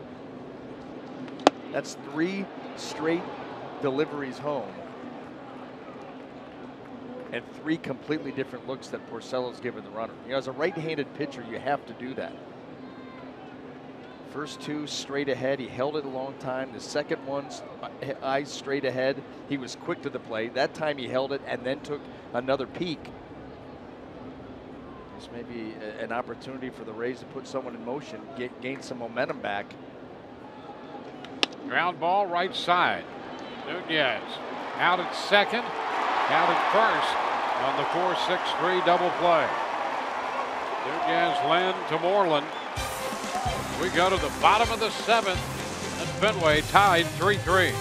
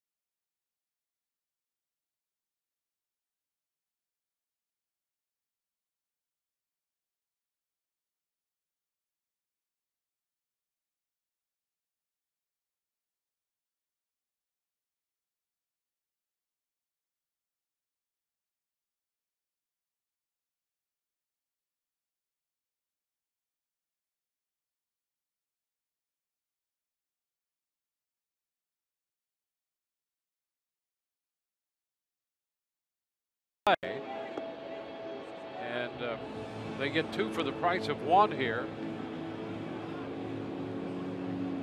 And first, let's take a look at that play at second. Yeah, does the foot come off a little bit early? You know, there's no more neighborhood play. And does the first baseman, Mitch Moreland, does the toe come off the bag? That ball into the glove, it looked like that foot was no longer in contact with second base when the ball went into the glove. They got a chance there, and they also got a chance. Did Moreland's toe stay on first base? So I love this move by Kevin Cash. Why not? Yeah, and what a difference it would make. Oh, You got a double play, you challenge it, so you really do get 2 for the price of 1 on this continuing play here. they have a verdict. Safe at second, and out at first is going to be the call. And so the Rays inning will continue. Robertson will be the runner at second with 2 outs. And you see that foot coming off the bag as that ball into the glove. That was the one you were hoping for, but then you had a chance at first with Mitch Moreland having to go up high for the throw. So the Rays challenge and come away with a base runner safe at second, 2 gone. Jesus Sucre will be the hitter. So the top of the 7th inning continues on the challenge.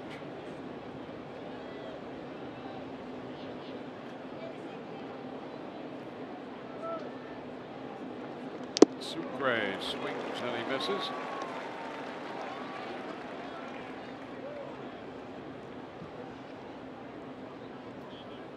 Porcello just over 100 pitches. That was 101 right there.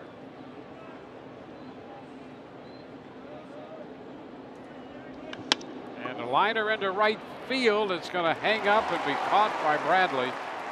And the Rays are out in the 7th inning with no runs, a hit, and a man left. As it turns out, we're tied 3-3.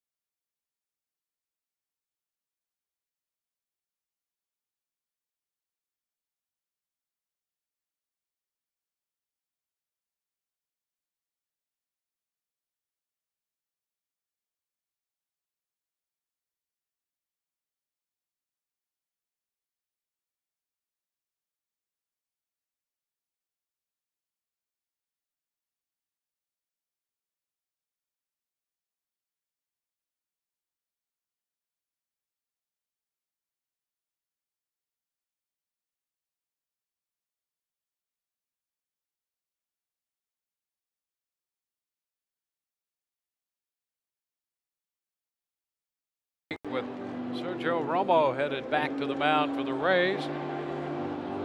Boston fans taking their 7th inning stretch in what is a 3-3 contest. The Rays with a couple in the 3rd inning on Denard Span's home run. Alex Smith drove in a run in the 4th and a 3-run 6th inning for Boston. He sent 9 men to the plate. Romo follows Andrees, Venters, and Kittredge to the mound. Rick Porcello has worked 7 innings for Boston. You know, and Denard Span saw so many good pitches from Rick Porcello, but the one mistake, he cashed it right in. It was a 2-run homer. The Rays would add one in the next inning. Be up 3-0, but Rick Porcello, just like Orestes had said, has settled in. Now 7 innings. He has not walked anybody. Been very good with that all season long. Came into this ball game with just 4 walks on the year, and everything right now working in his offense. Battled back, gave him 3 runs, and we sit here tied as we head into the back end of this game. Going to be Eduardo Nunez, the top of the batting order for Boston, followed by Andrew Benintendi and Hanley Ramirez. Nunez 1 for 3. He reached on the bad hop base hit to open the 6th inning, and that eventually led to 3 runs.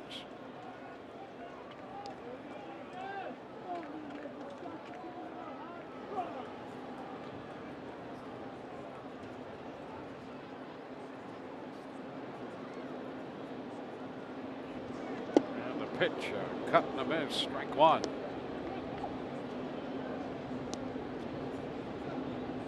Rays back on the infield, pretty much straight up for Nunez. They pull him around to the left side of the outfield.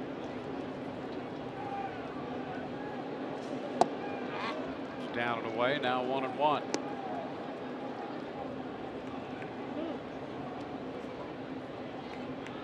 Romo, the fourth pitcher employed by the Rays.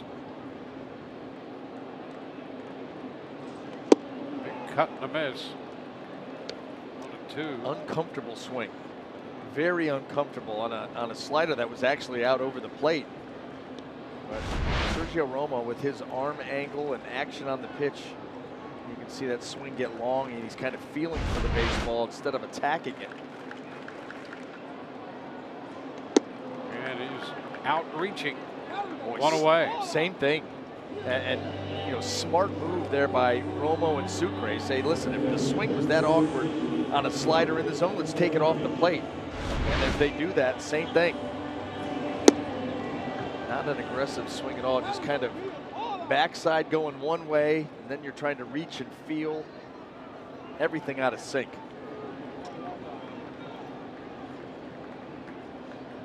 It's one out, and it brings up Benintendi.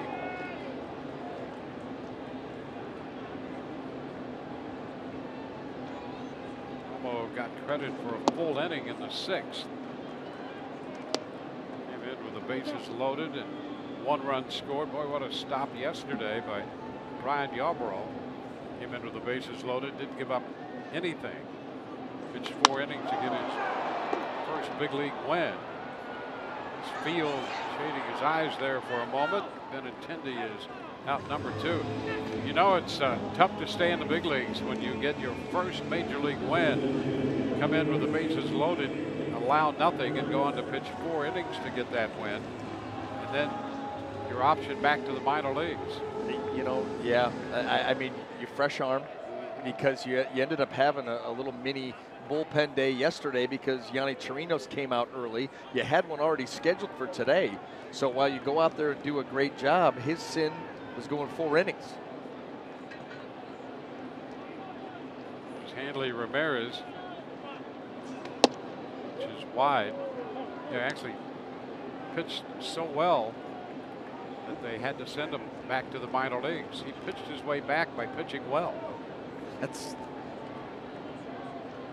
how ironic. Well, he'll be back soon. Yes, he will. Foul ball straight back and out of play. The count is 1-1 on Hanley Ramirez. He's been on twice, hit by a pitch in the 4th, and then got the base hit through the hole on the left side in the 6th inning, and eventually scored the tying run. Struck out his first time up.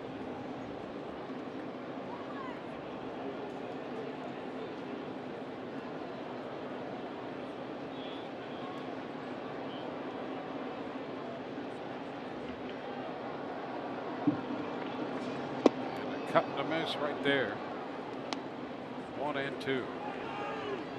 You know, Romo's the kind of guy who, if you're swinging the bat well, he could put you into a slump. Case in point, the swings of Eduardo Nunez. Yep. He can do that to you. The frisbees that he throws up there. He's ahead of Ramirez of all 2 strikes. And a cut and a miss. He strikes out Ramirez, and 1-2-3 go the Boston Red Sox. We're headed into the 8th inning here at Fenway. Rays and the Red Sox tied 3-3.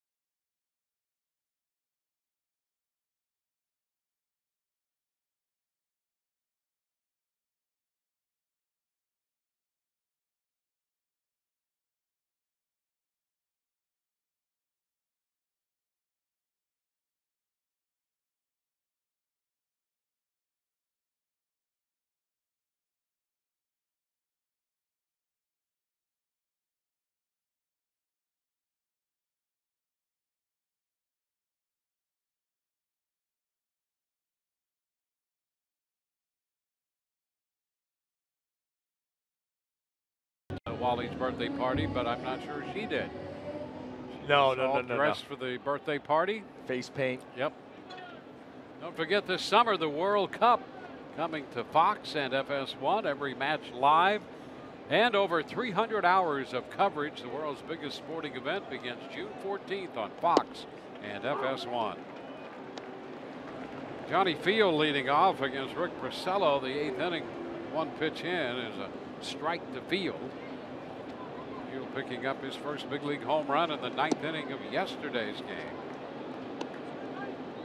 1-1 now, leading off the 8th.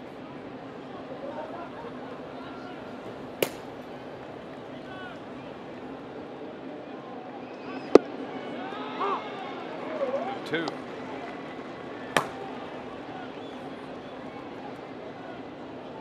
There's Kimbrel up in the bullpen, which gives you a lot of incentive to strike as quickly as you can.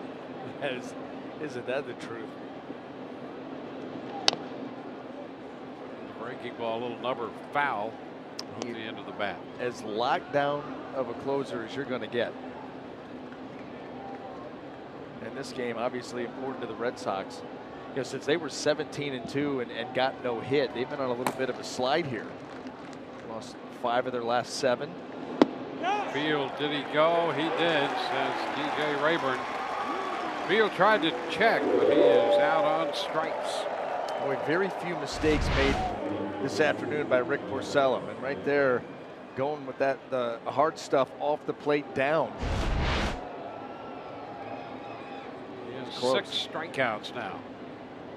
6 strikeouts to go along with no walks. Don't hurt yourself.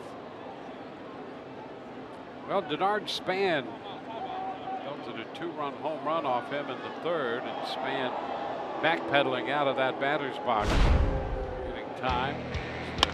Home run by Denard. Maybe the only mistake that he made. You know, you think about that Malik Smith RBI single to right. Not a bad pitch at all. But 1 out over the plate, Denard made him pay. 1-0 count on Span.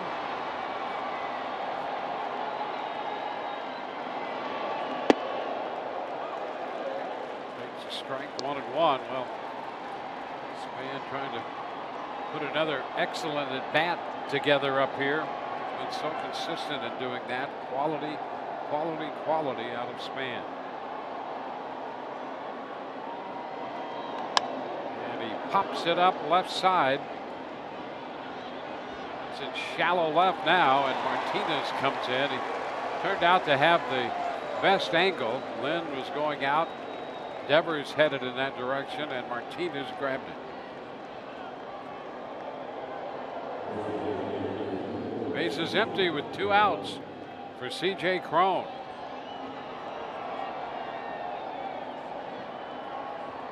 He's looking for his first hit of the game.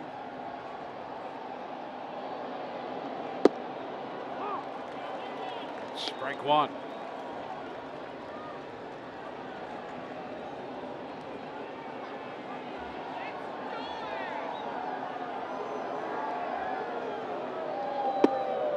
Side, Porcello 4-0 on the year. 2 of those wins at the expense of the Rays. Beat them 3-2 here, 10-3 at Tropicana Field. Way wide, and Cron checked in time. 2-1.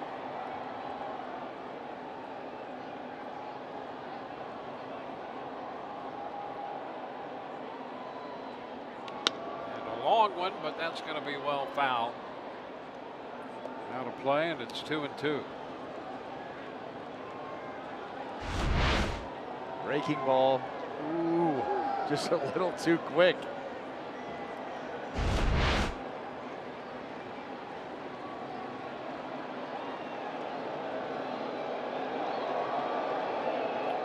Two, and the count is full. Well, he's being very careful with C.J. Cron, understanding the kind of power that he brings. In the bat, he's been swinging lately. 3-2, here it is. And a liner, there's a base hit into center. Crone around first and decides to hang on there. Benintendi returning the ball to the infield. So the base hit gives the Rays a base runner with 2 outs in the 8th. Cora comes out of the dugout for Boston. And they're going to make a call to the bullpen right here. Brought to you by the Florida Lottery.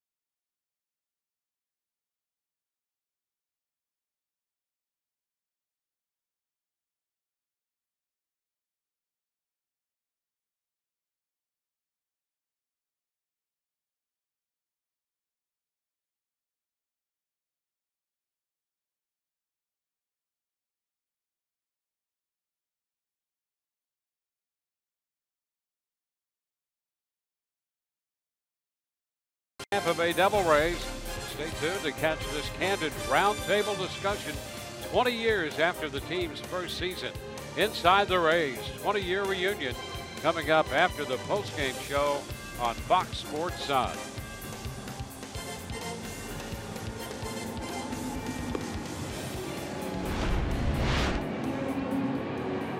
Rick Porcello out of the game. 2 outs into the 8th with a man at first. Crone's base hit.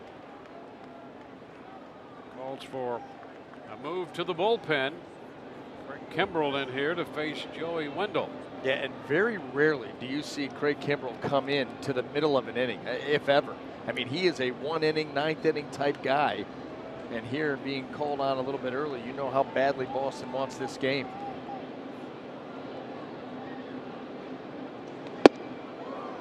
Pitch Wendell started and checked. Ball, no strikes. You do have to get things started early for him. And that's part of the issue. Well, because then he'll drop that curveball. That's exactly right. And he's got a curveball that spins about as tight as anybody's.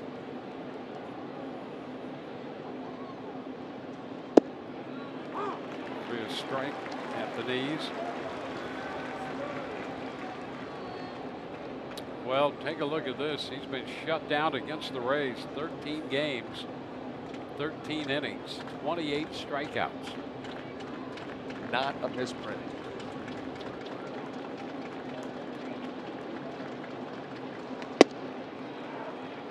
Two and one.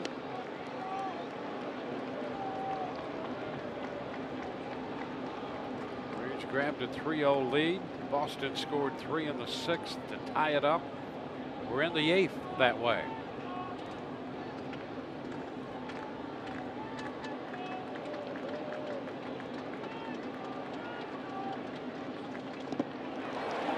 That breaking down and in. A miss, 2-2.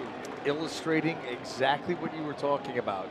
So geared up for the hard stuff, that 4-seam fastball with really good velocity, that you find yourself getting it started a little too early on a pitch clearly out of the zone, but everything's moving fast.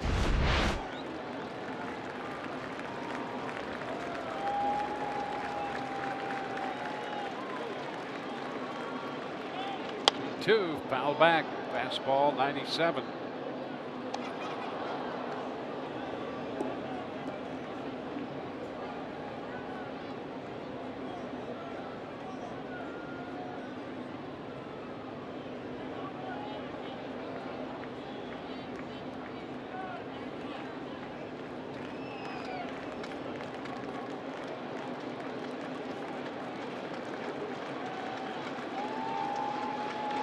There's a liner into left field.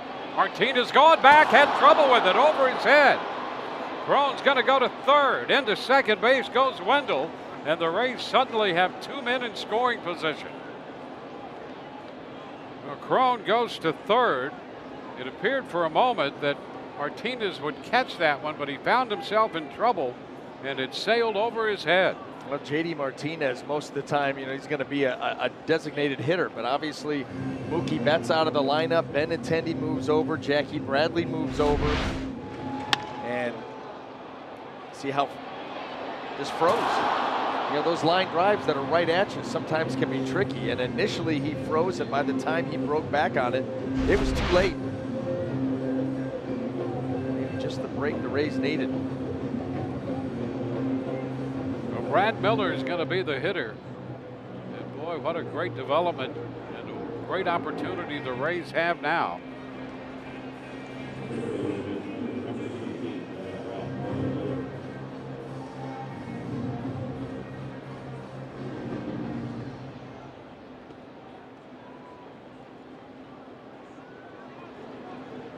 Brad Miller doubled and scored back in the 4th inning.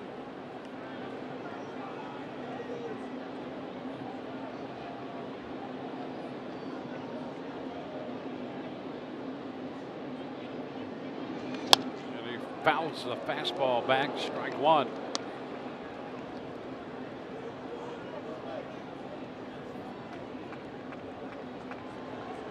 Miller 1 out of 4 against Kimbrel in his career. 1 for 3 today.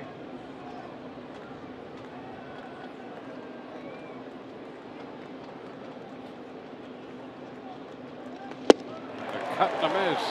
Nothing in 2. Staying with the hard stuff. Craig Kimbrel can run that fastball, that 4-seamer up in the zone. Watch from the release point how that ball just continues to almost track upwards. Got a lower arm angle, gets underneath the baseball, but man, he can get it up there with big numbers. And a swing and a miss on the pitch, breaking into the dirt, down and in. And how about that scoop by Sandy Leone? A strikeout for Kimbrel, retiring Miller. Bottom of the 8th coming, still tied 3-3.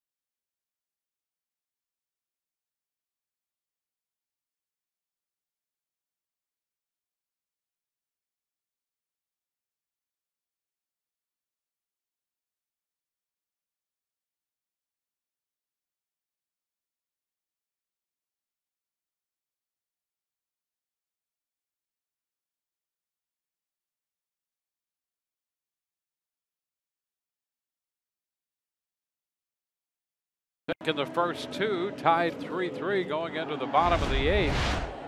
And they'll be headed on to Detroit beginning tomorrow. It'll be Jake Faria to open the series against Jordan Zimmerman. Chris Archer pitches the Tuesday night game against Matthew Boyd. And it will be Blake Snell and Michael Fulmer in the game on Wednesday afternoon in Detroit. Alex Colomé takes over on the mound after 2 innings from Sergio Romo.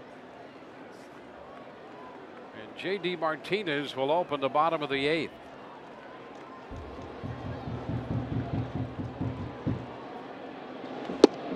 And the first pitch is a strike.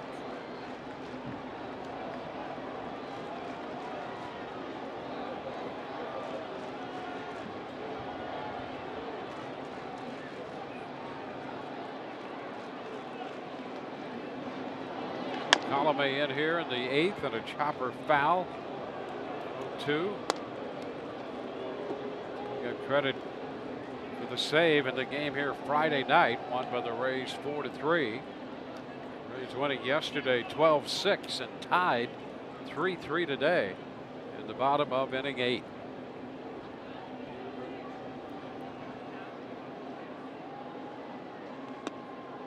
Ball, 2 strikes. You know, not the normal time that you would see Alex Colomé, especially on the road. Yeah, unless you're thinking for 2 innings, I'm sure that's not what the Rays are thinking. We'll see, but with the bullpen situation the way that it is, you know, Kevin Cash has to get creative. Had basically a bullpen day yesterday. You get Chi-Wei Hu to help cover you up today, but now still 1 ball, 2 strikes. see, that's why my man needs to ask for a glove. I mean, what would be wrong with the glove? Nothing. You're asking a lot for him to go out there without one. Yeah. He almost got his dome taken off by a line drive the other night. And then right there tried to go down and make that play barehanded. That's not real good for security.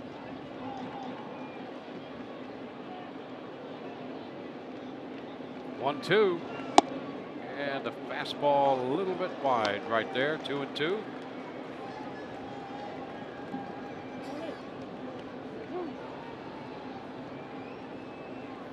Three-hit day for Martinez. 3 of the 5 hits put up by Boston. Rays have 8 hits.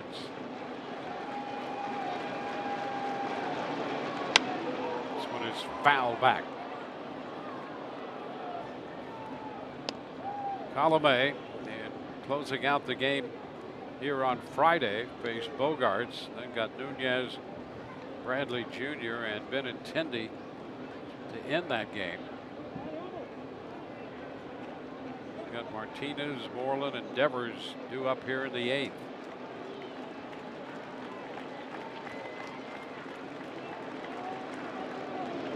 Look out, that one got away from him and sailed up and in as Martinez hits the deck.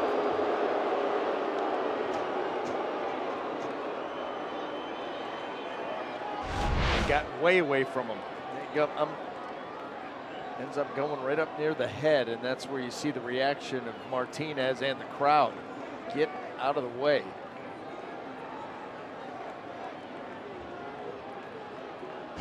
So the count is full.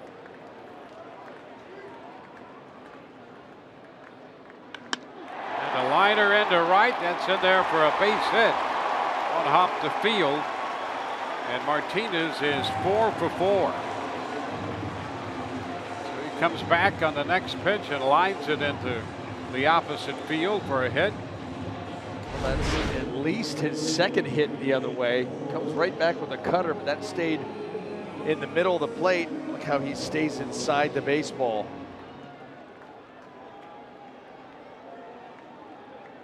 So the leadoff hitter aboard for Boston. And Mitch Moreland steps in.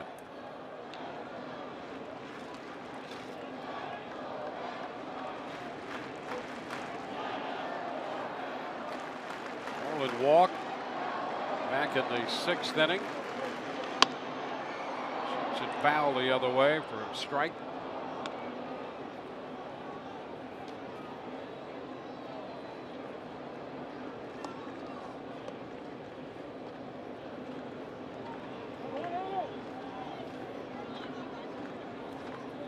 Reese, Venters, Kittredge, Romo, and Colomé.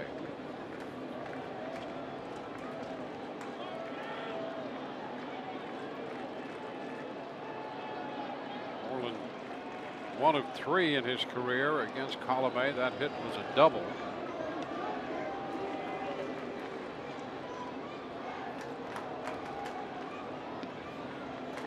Devers on deck.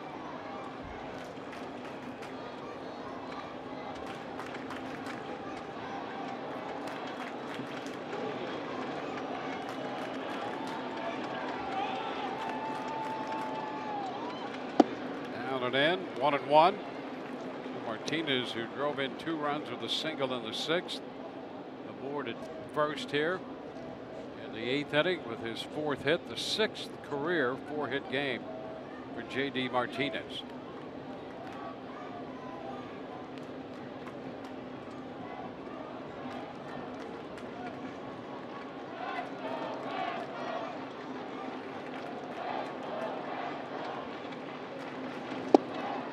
Now it's 1-2. Cut Moreland opening up with that swing that time.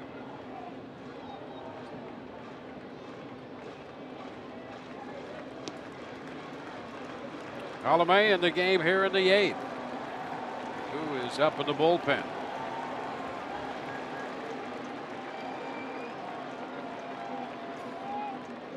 And the 1-2 swing and a miss. He strikes out Moreland. That's the first out here in the inning. Boy, little dart cutter there by Alex Colomé.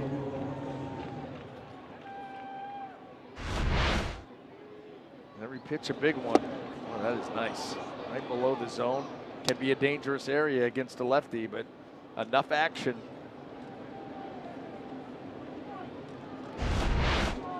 Now Rafael Devers.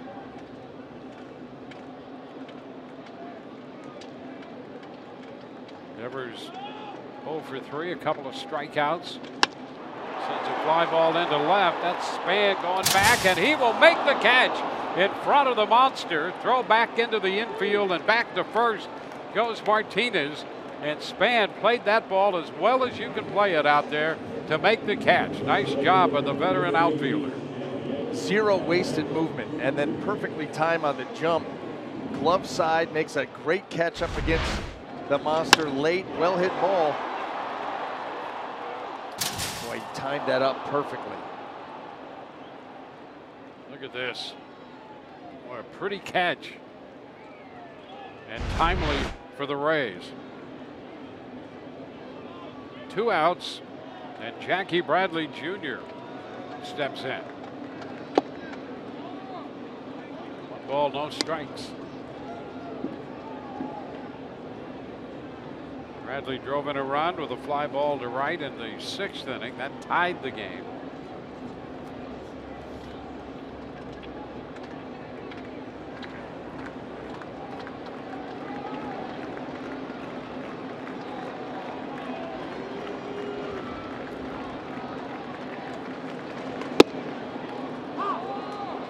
One.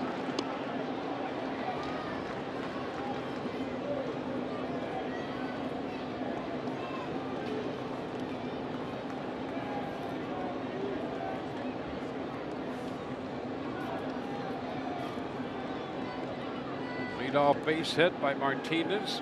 He's still at first. 2 gone now. 1-1 to Bradley. Too low. 2 balls and a strike.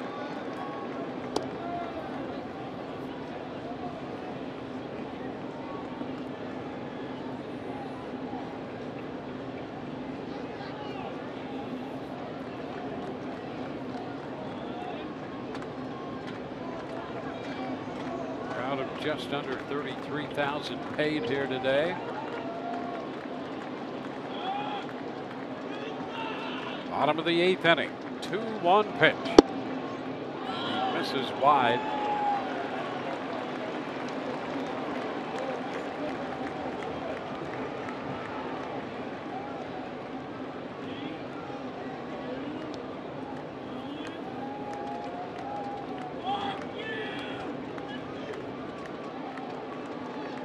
So Bradley up in the count.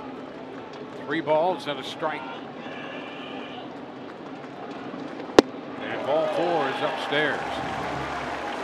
Free pass to Bradley. Yeah, that's a tough walk to a guy that the Rays pitching staff has done a great job of handling through the years. Yeah, and a guy who against Colomé was only 1 for 9 with 4 strikeouts, and you walk him. Yep, and guess what? You walk him, J.D. Martinez, right to second base in scoring position. They're that much closer. Yep. And it gets Sandy Leon to the plate with 2 outs and 2 men on.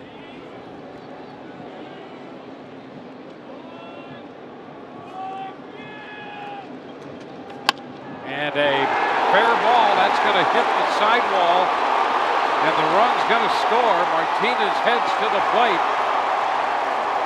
And the third goes Bradley. And the Red Sox take a 4-3 lead. Boy, the walk to Bradley, followed by that base hit from Sandy Leon, fair by the bag, and then it hit the stands as they protrude out toward the foul line. Yeah, unfortunately, the little squib here. That ball's up. Sandy Leon just slaps it the other way. That's all it takes, because with that walk, Martinez is at second with 2 outs. He's running on contact.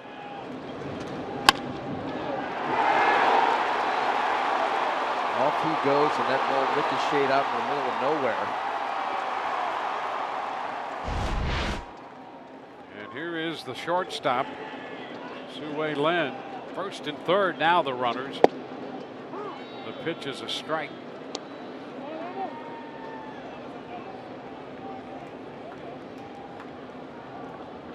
Bradley at third, Leon at first.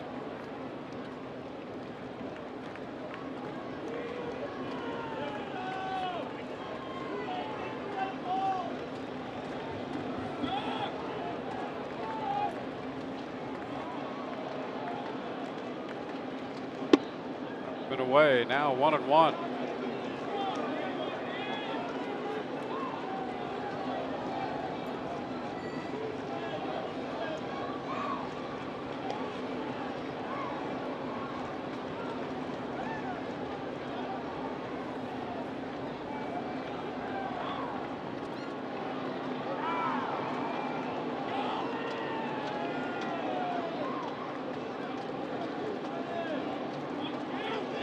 Swing and a miss.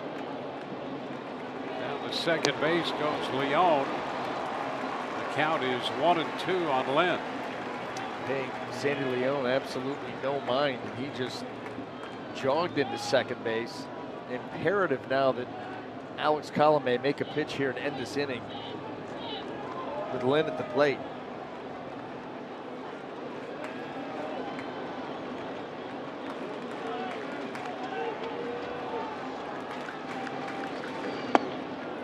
It's ball 2. 2-2.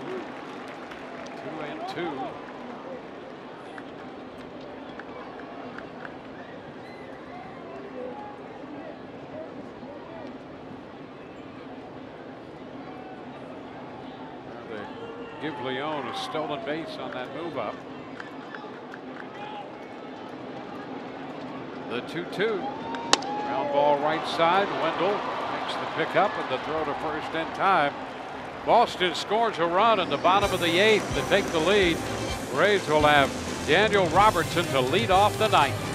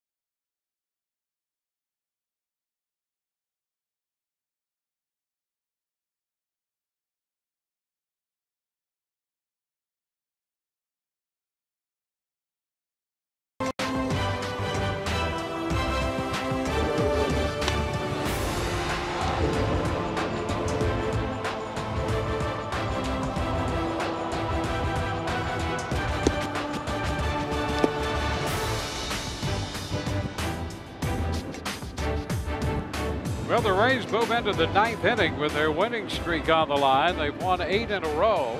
Boston scoring a run in the bottom of the 8th to make it 4-3. Rick Kimbrell entered this game in the 8th. Gave up the Wendell double and then struck out Miller. And here in the 9th, it will be Daniel Robertson, Malik Smith, and Adeiny Echeverria to face the Boston closer. Robertson 1 of 3 on the day and takes a strike to the outside corner. That's that snappy little breaking ball, and Craig Kimbrell looking to go an inning plus for the first time since the 13th of August a season ago. Doesn't do it very often, but not completely. The hard stuff by him at 96-02. Not out of the question, but you got to get it. You got to get it dialed up early, and then when he pitches you backwards, and all of a sudden you find yourself in a quandary. Strike 1, chase for strike 2. A rare before 2-strike chase by Daniel Robertson.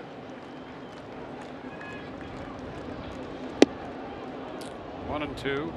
He saw that pitch before, said, wait a minute, that was out of my zone. I'll let that one go. Malik Smith on deck.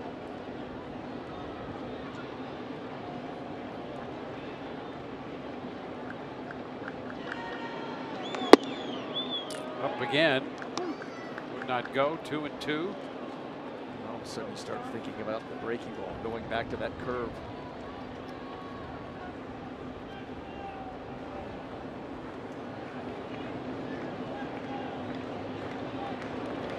Robertson, one official at bat against Kimbrell. 0 for 1. A 2-2 count. And he starts to go. Takes ball 3. He laid off the breaking ball. Yeah, and how? How did you lay off of it, and how did that not get called? So close.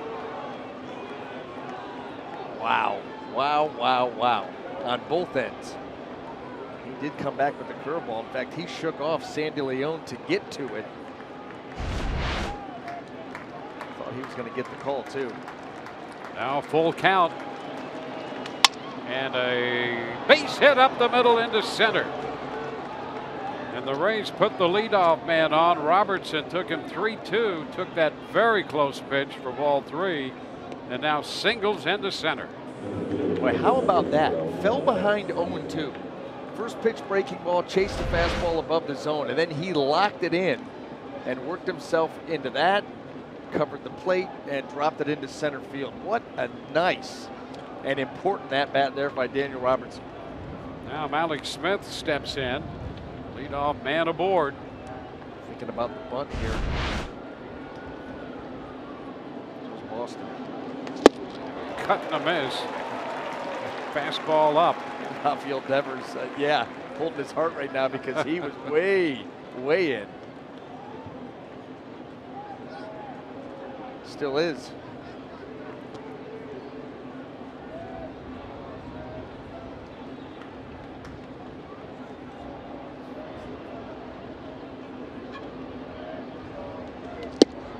And strike 2. 0-2. Devers will back up a few steps now.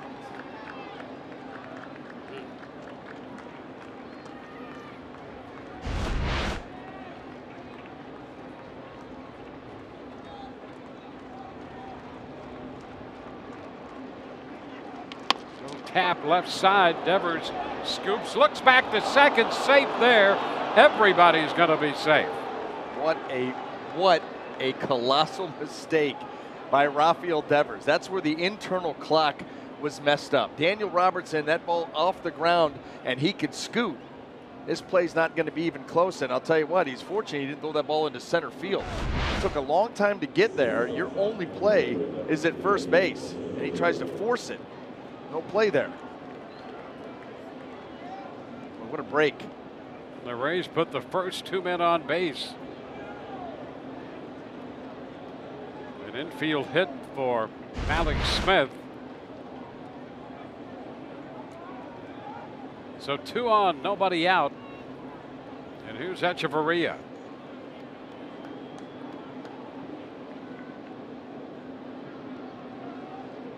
Echeverria puts the bunt down first base side.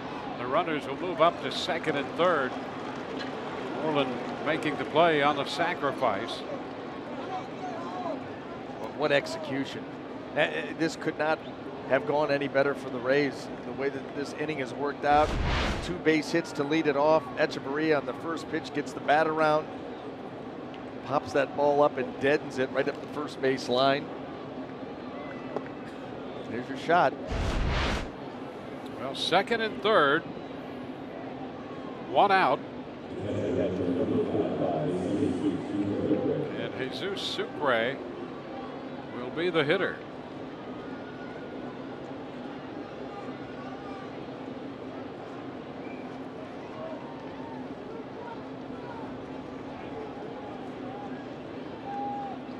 Sucre line to right as last time. The infield comes up.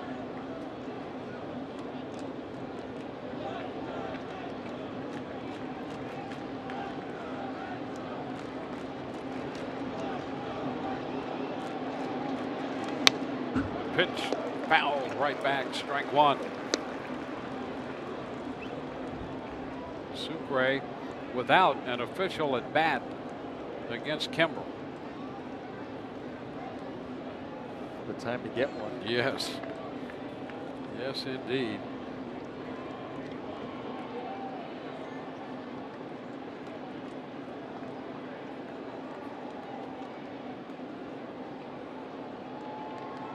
Upstairs.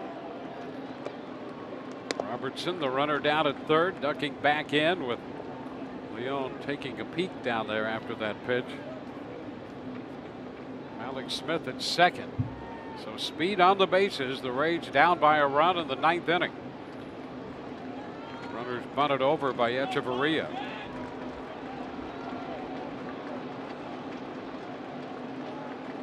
Sucre fouls it back.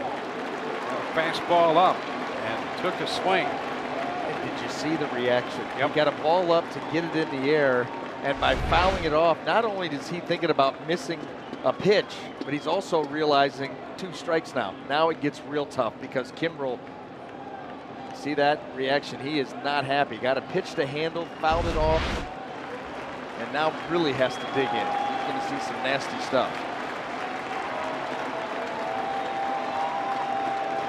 The 1-2 and a cut and a miss. The heat away, and it strikes him out.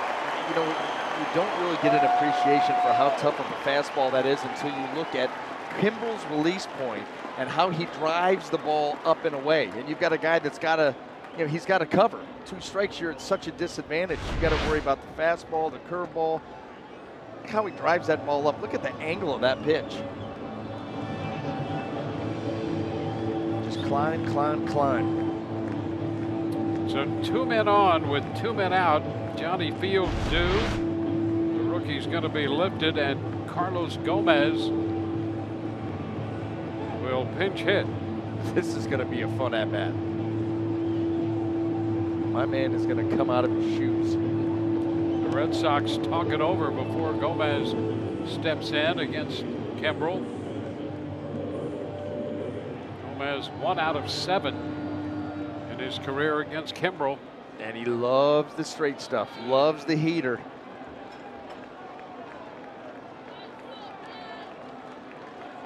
So Kimbrel against Gomez. 2 men on in scoring position. 2 outs, 1-run game in the 9th. Boston with a run in the bottom of the 8th to take a 4-3 lead. And the Rays down to their last shot here, trying to extend their winning streak. And the pitch, he takes it for a strike. Kimbrel came on in the 8th. He's up to 24 pitches. That's a season's high for him.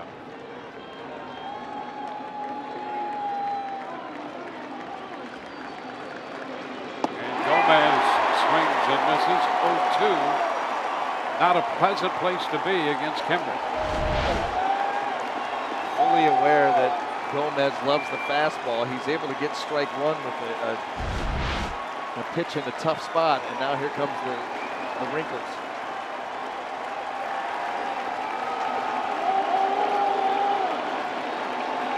And a cut and a miss. Fastball strikes out Gomez and ends this game. And the Rays' 8-game winning streak. They leave 2 men on. Drop this game 4-3. Out hit Boston 10-7. But they leave 2 men on in the 9th, 7 for the game. And here's the final pitch one more time. Comes right back to that fastball and put it in a perfect spot. He really dialed it up when he needed to after the bunt by Echeverria.